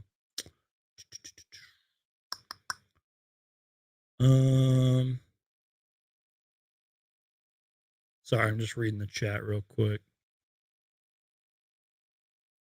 Logan says, ideally, our 3 two-way spots go to Saban Lee, Tamari Kamara, and whoever impresses the most at Summer League. That's a good point, Logan. Yes, Tamari Kamara was drafted. By the way, Josh Richardson has agreed to blah, blah, blah. Josh Richardson 2-year deal with the Miami Heat. So you're pretty much substituting Gabe Vincent for Josh Richardson. So that's a cool move for the Heat. Anyways, yes, Tamari Kamara was a draft pick. But does that always guarantee a contract? Not necessarily. And I'm rooting for the kid. He seems like a nice stand-up guy.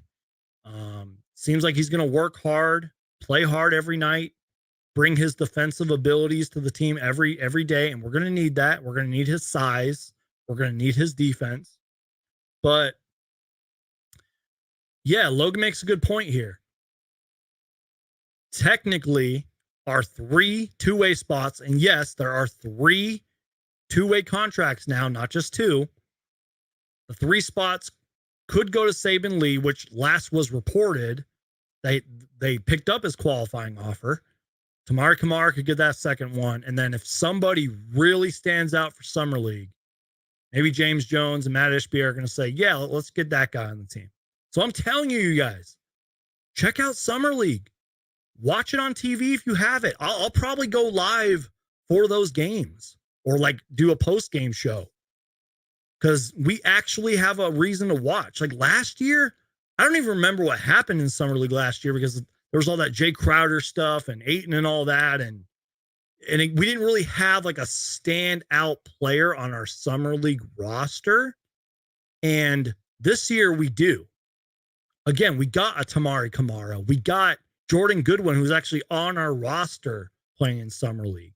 So we can see what these guys can do. By the way, the sun is shining through the window and it's the lighting looks crazy right now. But anyways, I'm pumped for Summer League, man. Let's go. Can we just fast forward to Summer League? By the way, for anybody who cares, Summer League starts July 7th. At least the Las Vegas one does, which is where the Suns will be. By the way, real quick, before we wrap up the show, Summer League. When's the Suns' first game? I think it is July 7th. NBA.com. Suns announced Summer League roster. There's Tamari Kamara. But what's their schedule? Here we go. Okay, so we're going to react to this real quick. This is from NBA.com. Here's the tab. By the way, if you want to know what Tamari Kamara looks like and what jersey number he's going to be wearing, he's going to be rocking number 20. Let me just lower this real quick. This is NBA.com. There's our new rookie, Tamari Kamara, rocking number 20 right there. We already went over the roster, but if you want to know a little bit more about these guys, there's their info, their height, their weight, date of birth, their colleges, or where they're from. Barry Brown Jr., Gabe Brown, Tamari Kamara, Marcus Carr, Jawan Evans. How do you pronounce that name? Savion Flag, is that how you say it? Eugene German, Jordan Goodwin, Hunter Hale, Trey Jameson, Lewis Alland, Canoe, Pinder, Grant Sherfield, Isaiah Todd, and Jordan Usher. And Quentin Crawford, who's on our coaching staff, will be coaching. Yeah, our first game is actually Saturday, July 8th versus the Milwaukee Bucks. And if you're going to Summer League, that's in the Cox Pavilion. And just so you guys know, the two arenas are they're pretty much connected. So you can literally buy a ticket and go to both arenas. No problem. As long as you buy a ticket, you're in. And someone DM'd me on Instagram and wanted to know about Summer League. And just so you guys know, I haven't gone since 2019, but when I was there, like I mentioned, you get a ticket, you go in, you're good if you get that ticket. But there is some restrictions. If you want the close-up floor seats, I'm not joking you have to pay like $1,000 or more. And there is a limit to how close up you can sit. But pretty much, you buy a ticket, it's first come, first serve. And, just saying. So yeah, go early to Summer League, y'all. Go early to Summer League. And, yeah, check out Summer League. Thanks for the nice comment. Cousin Will says, man, PHNX cut out before the Utah Watanabe signing. You scooped them, buddy. I didn't really scoop them. Shout out to PHNX, man. They do great work, them and their team over there. Like I said, y'all, I'm just a one-man show over here. You guys know me. I'm just a huge Suns fan. I love the NBA. I love doing these live shows and the videos. And again, I tweeted this out earlier, y'all. There is a lot of great Suns content out there. But the fact that you guys continue to watch and support me, it motivates me to work even harder on these live shows. All right, y'all. Rob says, am I going to go to any Suns games this season? Maybe. For those of you who don't know, I've been pretty public about it. I actually don't live in Phoenix right now. Long, boring story. I'm not going to get too personal on here. But, yeah, I hope so. I kind of want to go out there for media day, to be honest. But we'll see. I'll keep you guys updated. But yeah, so real quick, just to wrap things up, Suns' first Summer League game is July 8th in Milwaukee on NBA TV if you guys got cable. Then we play the Heat July 10th. Then we play the next day, July 11th. And then July 14th against the Jazz. The July 11th game is against the Pelicans. And then potentially our last game is against the Jazz. But if we win, I believe maybe 3 out of those 4 games, we can continue to play in Summer League. So, and I can't repeat this enough, y'all. We actually have a reason to watch. So, yeah, I think I'm going to kind of wrap it up from there, y'all. I don't really know if there's too much to cover. Suns free agency is come and gone. Talk about a crazy day, y'all. The Suns literally said, we're going to get everything done pretty much in day one. And I think I'm okay with that. I really am. Real quick, Wendy says, I don't want to lose Torrey Craig. I get what you're saying, Wendy. I get it. I'm right there with you. Torrey Craig was a big piece. And as of right now, he will be missed because it looks like he's not coming back. And the first wave of free agency is done, y'all. Looks like teams are pretty much done for the most part. We might have a few more signings rolling in here and there, but we'll see. You guys already know the drill. If it has to deal with the Phoenix Suns, I'm going to make a video about it. Again, you guys, I encourage you to not only check out the rest of my content and previous live shows, but check out other Suns content. There's a lot of great Suns content out there. I would be arrogant if I didn't say that. There's plenty of Suns voices out there, but you guys continue to support me. I really appreciate it. It means the world to me. I'll always continue to pump out the best live shows that I can, pump out the best videos, all that good stuff. You guys know me. I do my best on this channel for you guys. And not to make you guys feel bad for me or anything, but I legit am a one-man show here. Like, I don't have a team. I don't have a co-host. I don't have a producer. Like, it's legit just me just sitting here talking to you guys. And without you guys, it's just me talking to a camera. So I appreciate you guys. You guys are amazing. Stay tuned, y'all. If it has to deal with the Phoenix Suns, I'm going to make a video about it. I know that the off season's kind of over, but I'm still going to be making videos, still going to be doing live shows. There's still so much more to talk about, y'all. Thank you, NBA Day One says, love you, Suns Geek. I love you guys. Thank you guys. Real quick, we'll answer one final question. And maybe we'll clip this and react to it in the future. 2023-24 season record prediction, Suns Geek. Oh boy. I don't know if I'm ready to answer this, but we're going to try. Okay. How many games did we win this year? Like 50 something? Did we even win 50 something games? I don't even remember. That's how crazy the NBA offseason's been. Something's telling me we're going to win 52 to 54 games. So if I had to, and I'm not a betting man, I am far from a betting man, but if I had to put a bet on it, we're going to win 53 games. Put your predictions in the chat right now. I'll read a couple of them and then we'll call it a day. I'm saying 53 games. Logan says the best answer of all time. Shaking my head, Suns Geek. The answer is 82-0. The Suns are going 82-0, baby. No one's beating this team. We're going to win every game, and we're going to blow out teams by 30 points. That's what's going to happen, y'all. We're going 82-0. We're going to win the title. We're going to beat every team in the playoffs. All 4-0 sweeps. Suns in 4, baby. That's what's going to happen. You heard it here first on Suns Geek from Logan as well. 82-0, y'all.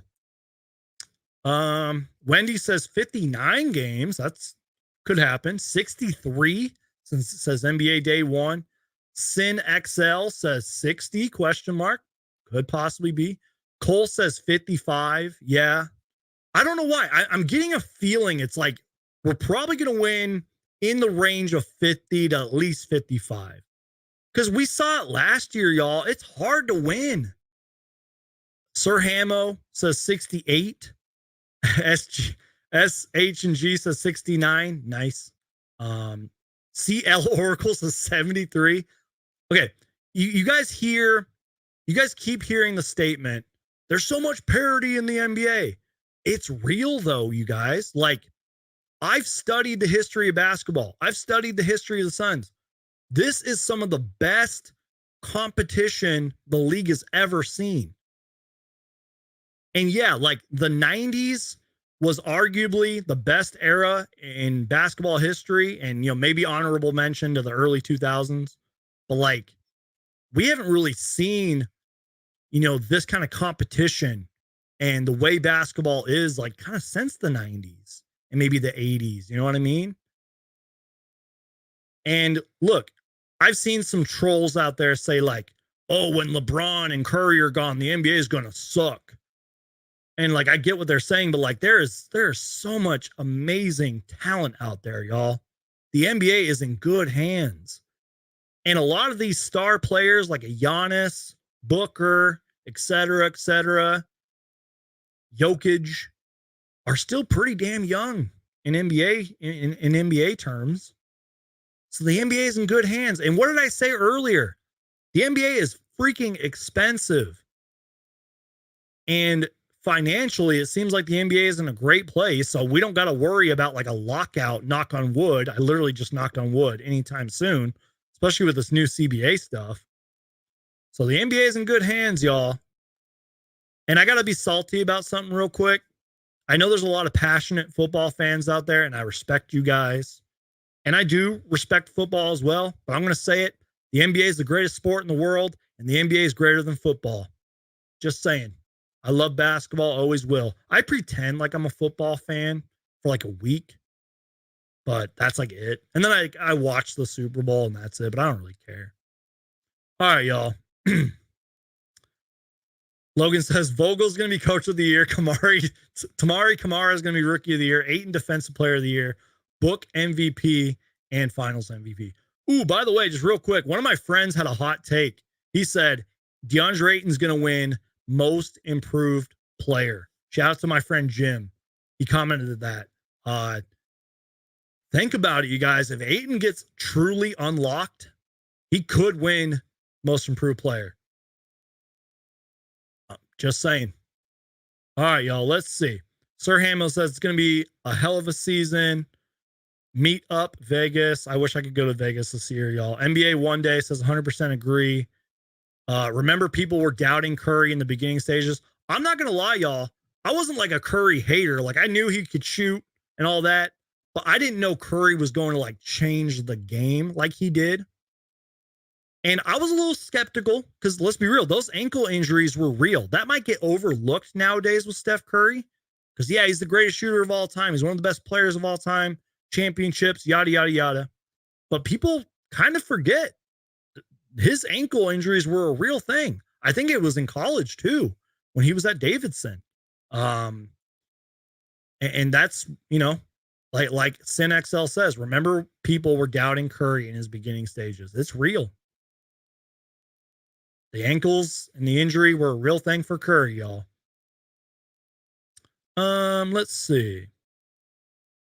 MJ passed the baton to Kobe. Kobe passed the baton to Booker for real.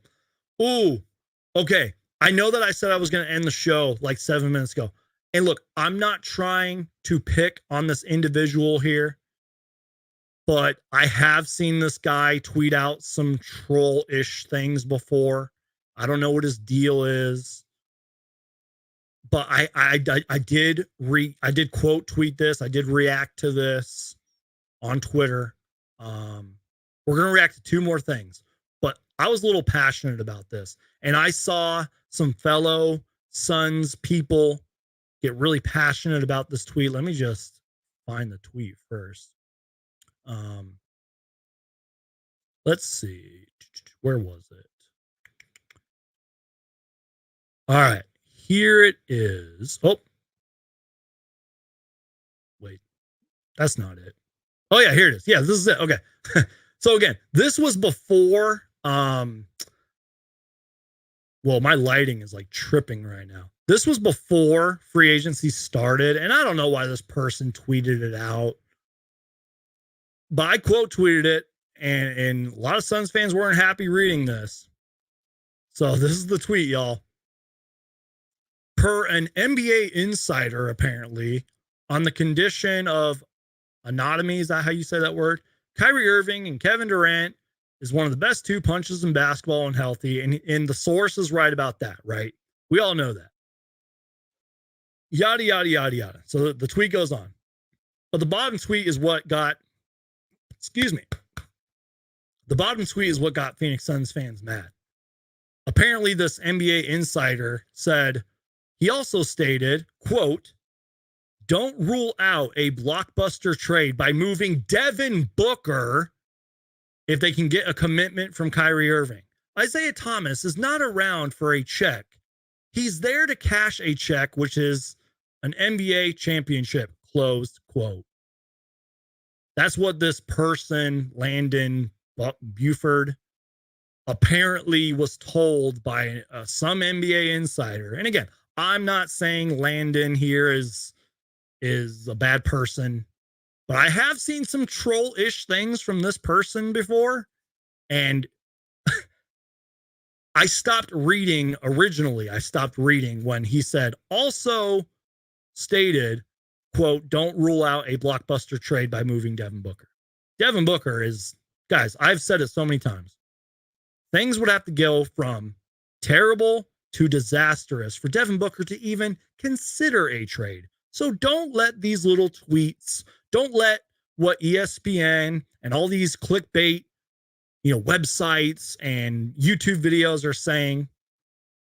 Devin Booker is never going to leave the Phoenix Suns, y'all. Devin Booker stuck it out during the dark days. You know what I mean? And Booker is arguably the greatest Phoenix Sun of all time. And he loves Phoenix, man. So yeah, this tweet is crazy. And shameless plug here. I quote tweeted it.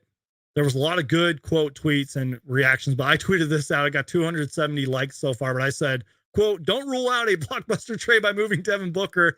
And you see the little gif right there of him laughing. It's laughable, y'all.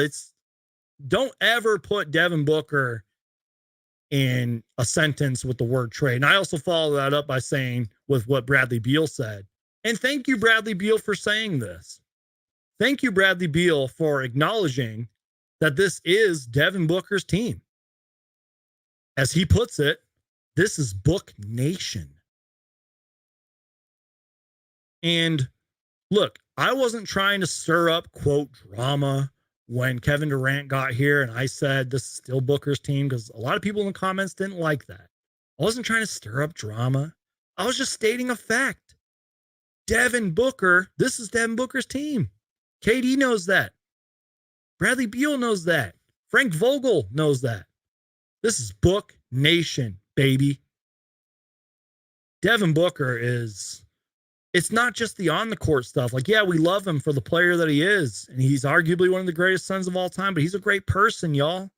You know how much, charity work, and he's got his own charity thing, and the stuff he's done for the community, and again, when things got super dark, especially with the Robert Sarver saga era drama thing, and when we were losing games and all these trade rumors were back in the day when there was a rumor of Booker going to the Knicks, Booker would tweet out a sun emoji or say, I love Phoenix.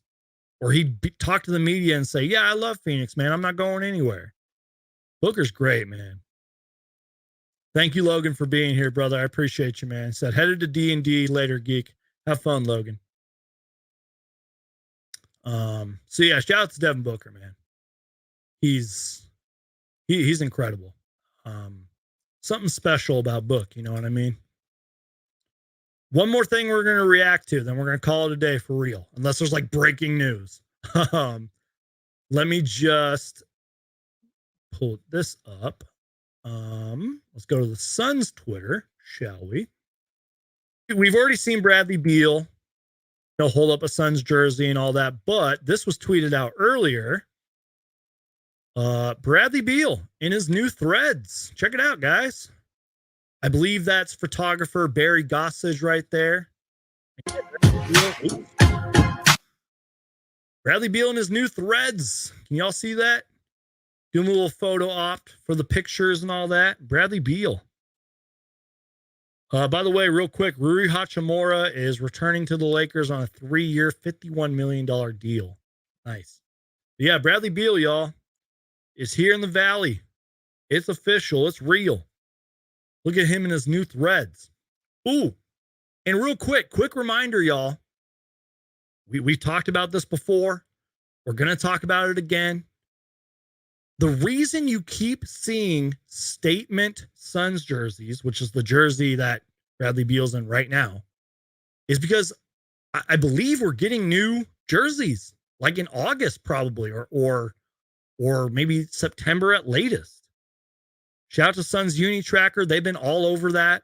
Apparently, we are getting new jerseys, and it kind of makes sense because we keep seeing these Suns statement jerseys. So I assume these are probably coming back. But, maybe we're getting a whole new jersey collection.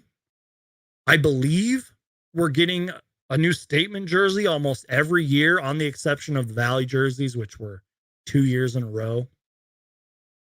Let's see. Marty McFly, or Marte McFly, however you pronounce that. I love the pickup today, Geek. Just hoping for a decent point guard pickup for that last spot. That's fair. Because someone did ask me, like, what kind of players do we pursue now? Like, yeah, the point guard position might be our weakest position. But that's sort of where I was talking about it earlier. Like, Frank Vogel and Bradley Beal mentioned multiple times yesterday that they want, quote, multiple ball handler attack. Wow, Cam Reddish, 2-year deal to the Lakers. I want Cam Reddish, man. Cam Reddish going to the Lakers. That's pretty cool. But yeah, like, would you guys say that our weakest position is maybe the point guard spot? Because can we just pretend for a minute that Booker is our point guard, right? So Book's at point. You got Campaign and Saban Lee. Like, yeah, I guess maybe we do need to pursue a point guard. Is that fair to say? I know that I said I was going to get out of here 16 minutes, but I'm feeling pretty good. I feel like I'm getting a second wind. So why don't we go 14 more minutes? How about the 2-hour, 30-minute mark? We will call it a day. Should we maybe get some of you guys on here? Should we maybe put the link in the chat? Get some of you guys on? Get your comments, questions? I don't know. If I do let you guys on, though, please come with a question or a comment or a concern or a take, even if it's a crazy hot take. I don't know. If not, just put your questions in the chat or something. Let me know. Yeah, thank you, CL Oracle, for reminding me. Why do I keep forgetting Jordan Goodwin, man? Yeah, Jordan Goodwin, I believe, is a point guard, maybe like a combo guard. I think he's like 6'4". Free agent forward Julian Champagne, however you pronounce that, Champagne, is finalizing a deal with the San Antonio Spurs. But man, Cam Reddish to the Lakers, I kind of like that. I don't know why. Sir Hamo says Book, Beal, Payne, KD can all run the ball up the court. Yeah, exactly. You know, that's our multiple ball. Like Campaign, because I feel like Campaign's like a combo guard. Like, do we really have like a true point guard on this team? You know what I mean? Like a true point guard? I don't know. I feel like we just have a lot of combo guards, a lot of guys that can score and play make, and that's fine. Maybe that's not maybe. That is what the Phoenix Suns are pretty much doing. We have a lot of guys that can score, defend, run the point, play make, get a few assists. Oh yeah, Adrian, that's not even a hot take. If the Suns trade Book, revenue goes down. Revenue would go down like 110% if we traded Devin Booker. For real. Let's see. David Bailey, appreciate you being here, says Suns have Campaign, Goodwin, Saban Lee, and Damian Lee. Yeah, for the point in the guards and all that. Campaign can run the point with the second unit. I agree. Good point here. Don't want to butcher your name, but Jamal Murray is kind of a combo guard. I agree with that. And it worked for the Nuggets. Absolutely. There's nothing wrong with combo guards, y'all. Combo guards, I feel like have kind of taken over the NBA. Like, we were talking about Steph Curry earlier. Is it fair to say, not really Steph Curry's a combo guard, but like, is it fair to say that Curry's not really a true point guard? Like, is Curry like the definition of like a scoring 3-point point guard? Like, Chris Paul is the definition of a true point guard. So like, the Suns don't really have that. And that's probably what they will look for throughout the rest of free agency. If I had to guess, if I had to speculate, because again, there will be little sprinkle small moves. little tiny moves the Suns are going to make. Maybe the Suns pursue an actual point guard. But the problem is, not really a problem. No, let me take that back. The good problem that the Suns have now, I want to say that again. The good problem. Chansberg says Curry is a shooting guard. Yeah, but it feels like he plays point, though. Whoa! Not Suns news. Don't panic, y'all. But not Suns news. Free agent Fred VanVleet has agreed on a 3-year, $130 million contract with the Houston Rockets. That's breaking news. Let's go to Woj's Twitter. I think Woj was on it first. Fred VanVleet going to the Rockets. I wanted to talk about the Rockets yesterday, but I didn't. I completely overlooked it. So let me go on my Rockets rant, and then let me talk about the good problems that I believe the Suns have. So here it is, y'all. Oops, that's not it. What am I doing? What is going on with my life right now? Let me share the screen. Hold on, y'all. Fred VanVleet going to the Houston Rockets. Okay. This is what frustrated me earlier when I said the Raptors need to rebuild. And you know, they'll probably be a middle of the pack team. They still got Pascal Siakam and Scotty Barnes over there and a few other players, but yeah, Fred VanVleet comes in from Adrian Wojnarowski. So let me talk about the Rockets because I meant to talk about them yesterday. I don't know what they're going to do with like Kevin Porter Jr., for example. But what I'm trying to say is this, is I really like what the Rockets are building. For all we know, they could potentially still be a bad team, but they just got Ime Udoka as head coach. And that's the kind of hiring, sort of like Monty Williams going to the Pistons, to where you say, our rebuilding days are done. Like the Pistons got Monty Williams. They have, I think his name's Bojan Bogdanovic over there as a veteran.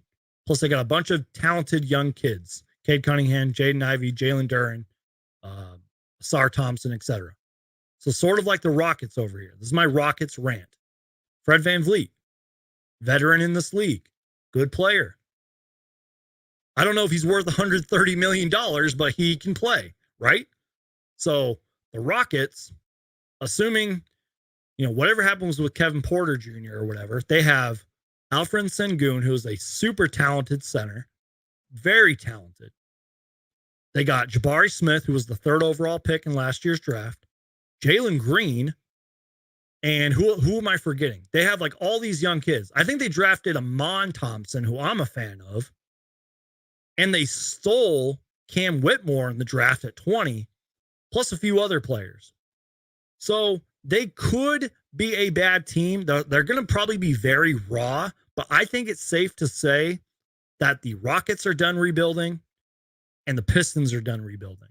They have their young core, and like the Pistons, they've added a few veterans. Like they got Joe Harris just recently or today, and now the Rockets got Fred VanVleet, and they got Ime Udoka as coach, and they got a bunch of young kids. And as Paulo says in the chat, Rockets will be fun to watch. The Rockets are going to be super athletic, y'all. That's a team that could low-key like get a few wins and beat some good teams because they're athletic, they're fast, they're young, they can score. Tennessee Tip says, Kevin Porter Jr. still there? We're assuming so. I've heard, I think, some rumors. They might make some moves here and there, but Rockets are exciting, man. That's what I wanted to talk about yesterday, but there was so much going on with the Suns, I couldn't do it. So, yeah, Rockets are going to be fun, y'all. And again, what did I say earlier, y'all? We got to beat the Nuggets. We got to beat the Warriors. Who am I forgetting? We got to beat the Sacramento Kings, who have had a pretty good offseason. We got to beat the Thunder, who are up and coming. The Pelicans, if they don't trade Zion, like the West is loaded. Yeah, Ryan says the Lakers look good right now. The Lakers had a good day too. The West is loaded. But you know what? So are the Phoenix Suns, man. So can we just do one final recap of the Suns' day? Can we do that before we get out of here? Let's do one final recap of what the Suns did today. Because holy cow, it was a day. And I'm still fully processing it, y'all. Let me just find the tweet. Let's just go to the homepage. We're just going to go to the homepage. Maybe somebody recapped it today. Let's see. We made a lot of moves, y'all. That's all I got to say.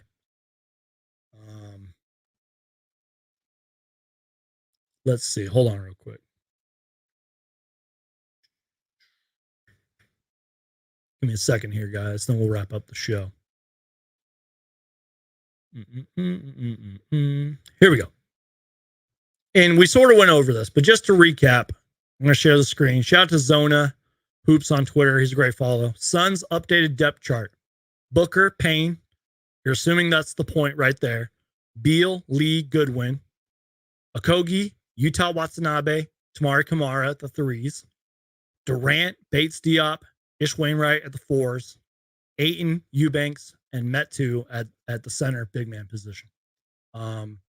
Real quick, just thinking about that, and this goes back to what I was going to say before about the Suns having a lot of good problems. You could really sort of rotate and flip the 3 and the 4 spots. Like, I could see not really a Kogi, but like I could see Kamara maybe playing a little bit of the 4, maybe Durant playing a little 3. Again, Bates-Diop, I think it was put in Woj's or Sham's tweet that he could potentially start for us. Like, the Suns are going to experiment like crazy. They're literally going to be like Frankenstein creating a monster. You know what I mean? So that's our chart. That's our day pretty much. That's pretty much our off season for the most part. And I'm excited, y'all. What a great day in Suns history. This is great, y'all. I'm pumped. So yeah, guys, we've gone nearly 2 hours, 30 minutes. I think that's pretty much it. I just got tagged in something from Sir Hamo. Yeah, thank you, Sir Hamo, for the little graphic right there. Go follow Sir Hamo on Twitter, y'all. Part of the Aussie Suns fans podcast, y'all. Marty McFly says, good job with the live today. Appreciate it. Thanks, man, for saying that. It kind of got off to a bumpy start, but I appreciate the kind words. Ring season, let's get it.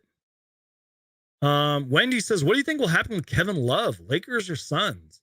Now, I forget it might have been the Lakers that were the other team in that report. Again, according to HP Basketball, there was some report that like Kevin Love had the Suns on his radar or something. And I believe he's still a free agent. I don't know if he got signed and I might have missed it, but don't rule out the Suns as a possibility. But like, is it possible? I don't know. I don't even know what I'm saying. Like, Kevin Love to the Suns is possible, but I don't know. I don't even know what I'm saying. Y'all, I've gone almost 2 hours and 30 minutes. My brain is fried. Adrian says you've gained a subscriber. Thank you so much. I appreciate that. I'm grateful for anybody who watches. Thank you, Suns Geek. So much dedication is very much appreciated. Thank you so much, Sir Hamo. I appreciate the kind words. All right, y'all. So we're going to reach the 2 hour, 30 minute mark. I'm just going to talk freely, randomly, whatever. Talk about whatever. I guess my final thoughts are this. It was a great day in Suns history. This was a great day for the Suns. And in my personal kind of biased opinion, we are loaded. And, you know, maybe there's a few spots that might need to be tweaked, and there might be a few moves that could still be made. But I'm excited. I like this team. I mean, yeah, like you want to fill out the roster, you want to get those training camp spots in, but if the season were to start tomorrow, I would say, hell yeah, let's go. Let's lace them up and let's go. So just stay tuned, y'all. I can't say this enough. The off season doesn't end until the regular season starts. So get ready. Let's go. I'm pumped. I'm excited for Summer League. I'm excited for training camp. I'm excited. By the way, if you guys don't know this, there's like some USA Olympic basketball stuff going on this offseason, and Mikal Bridges and Cam Johnson are in it. They're on that roster. So we got that to look forward to. And then all of a sudden it's going to be training camp, and all of a sudden it's going to be preseason. And then bam, Phoenix Suns basketball will be back. We'll be back. We'll have to get through the dog days. There'll be some weeks where there'll be no news, no reports or anything. But yeah, I'm excited, y'all. Real quick, before we get out of here, James Jones and Kevin Love are good friends. I wouldn't be surprised if we get Love. If we get Kevin Love, y'all, man, it's over. All right, y'all. I love you guys. I'm done. I've been rambling for 2 hours and 30 minutes. Again, I want to say thank you to the ones who stuck around, obviously the whole show, but the ones that were with me at the start of the show, because it was kind of a bumpy show at first. We had to change monitors and I had to get the tweets up and everything. And you guys are the real ones. I love y'all. I truly mean it. You guys, for real. The fact that y'all continue to watch and support me means the world to me. You guys are all amazing. I love you guys. Please subscribe. And if you're not subscribed, just keep watching, y'all. Check out those YouTube shorts that I do. Check out the live shows. Check out the videos and stay tuned for more. I love you guys. You guys are all amazing people. God bless you guys. Stay safe out there. It's a crazy world out there. I love you guys. You guys are all amazing. Be nice to people. Be kind to people. Spread love and positivity, y'all. I'm out of here. Done preaching to you guys. And again, if it has to deal with the Phoenix Suns, I'm going to make a video about it. I'm out of here. And as always, go Suns. Peace.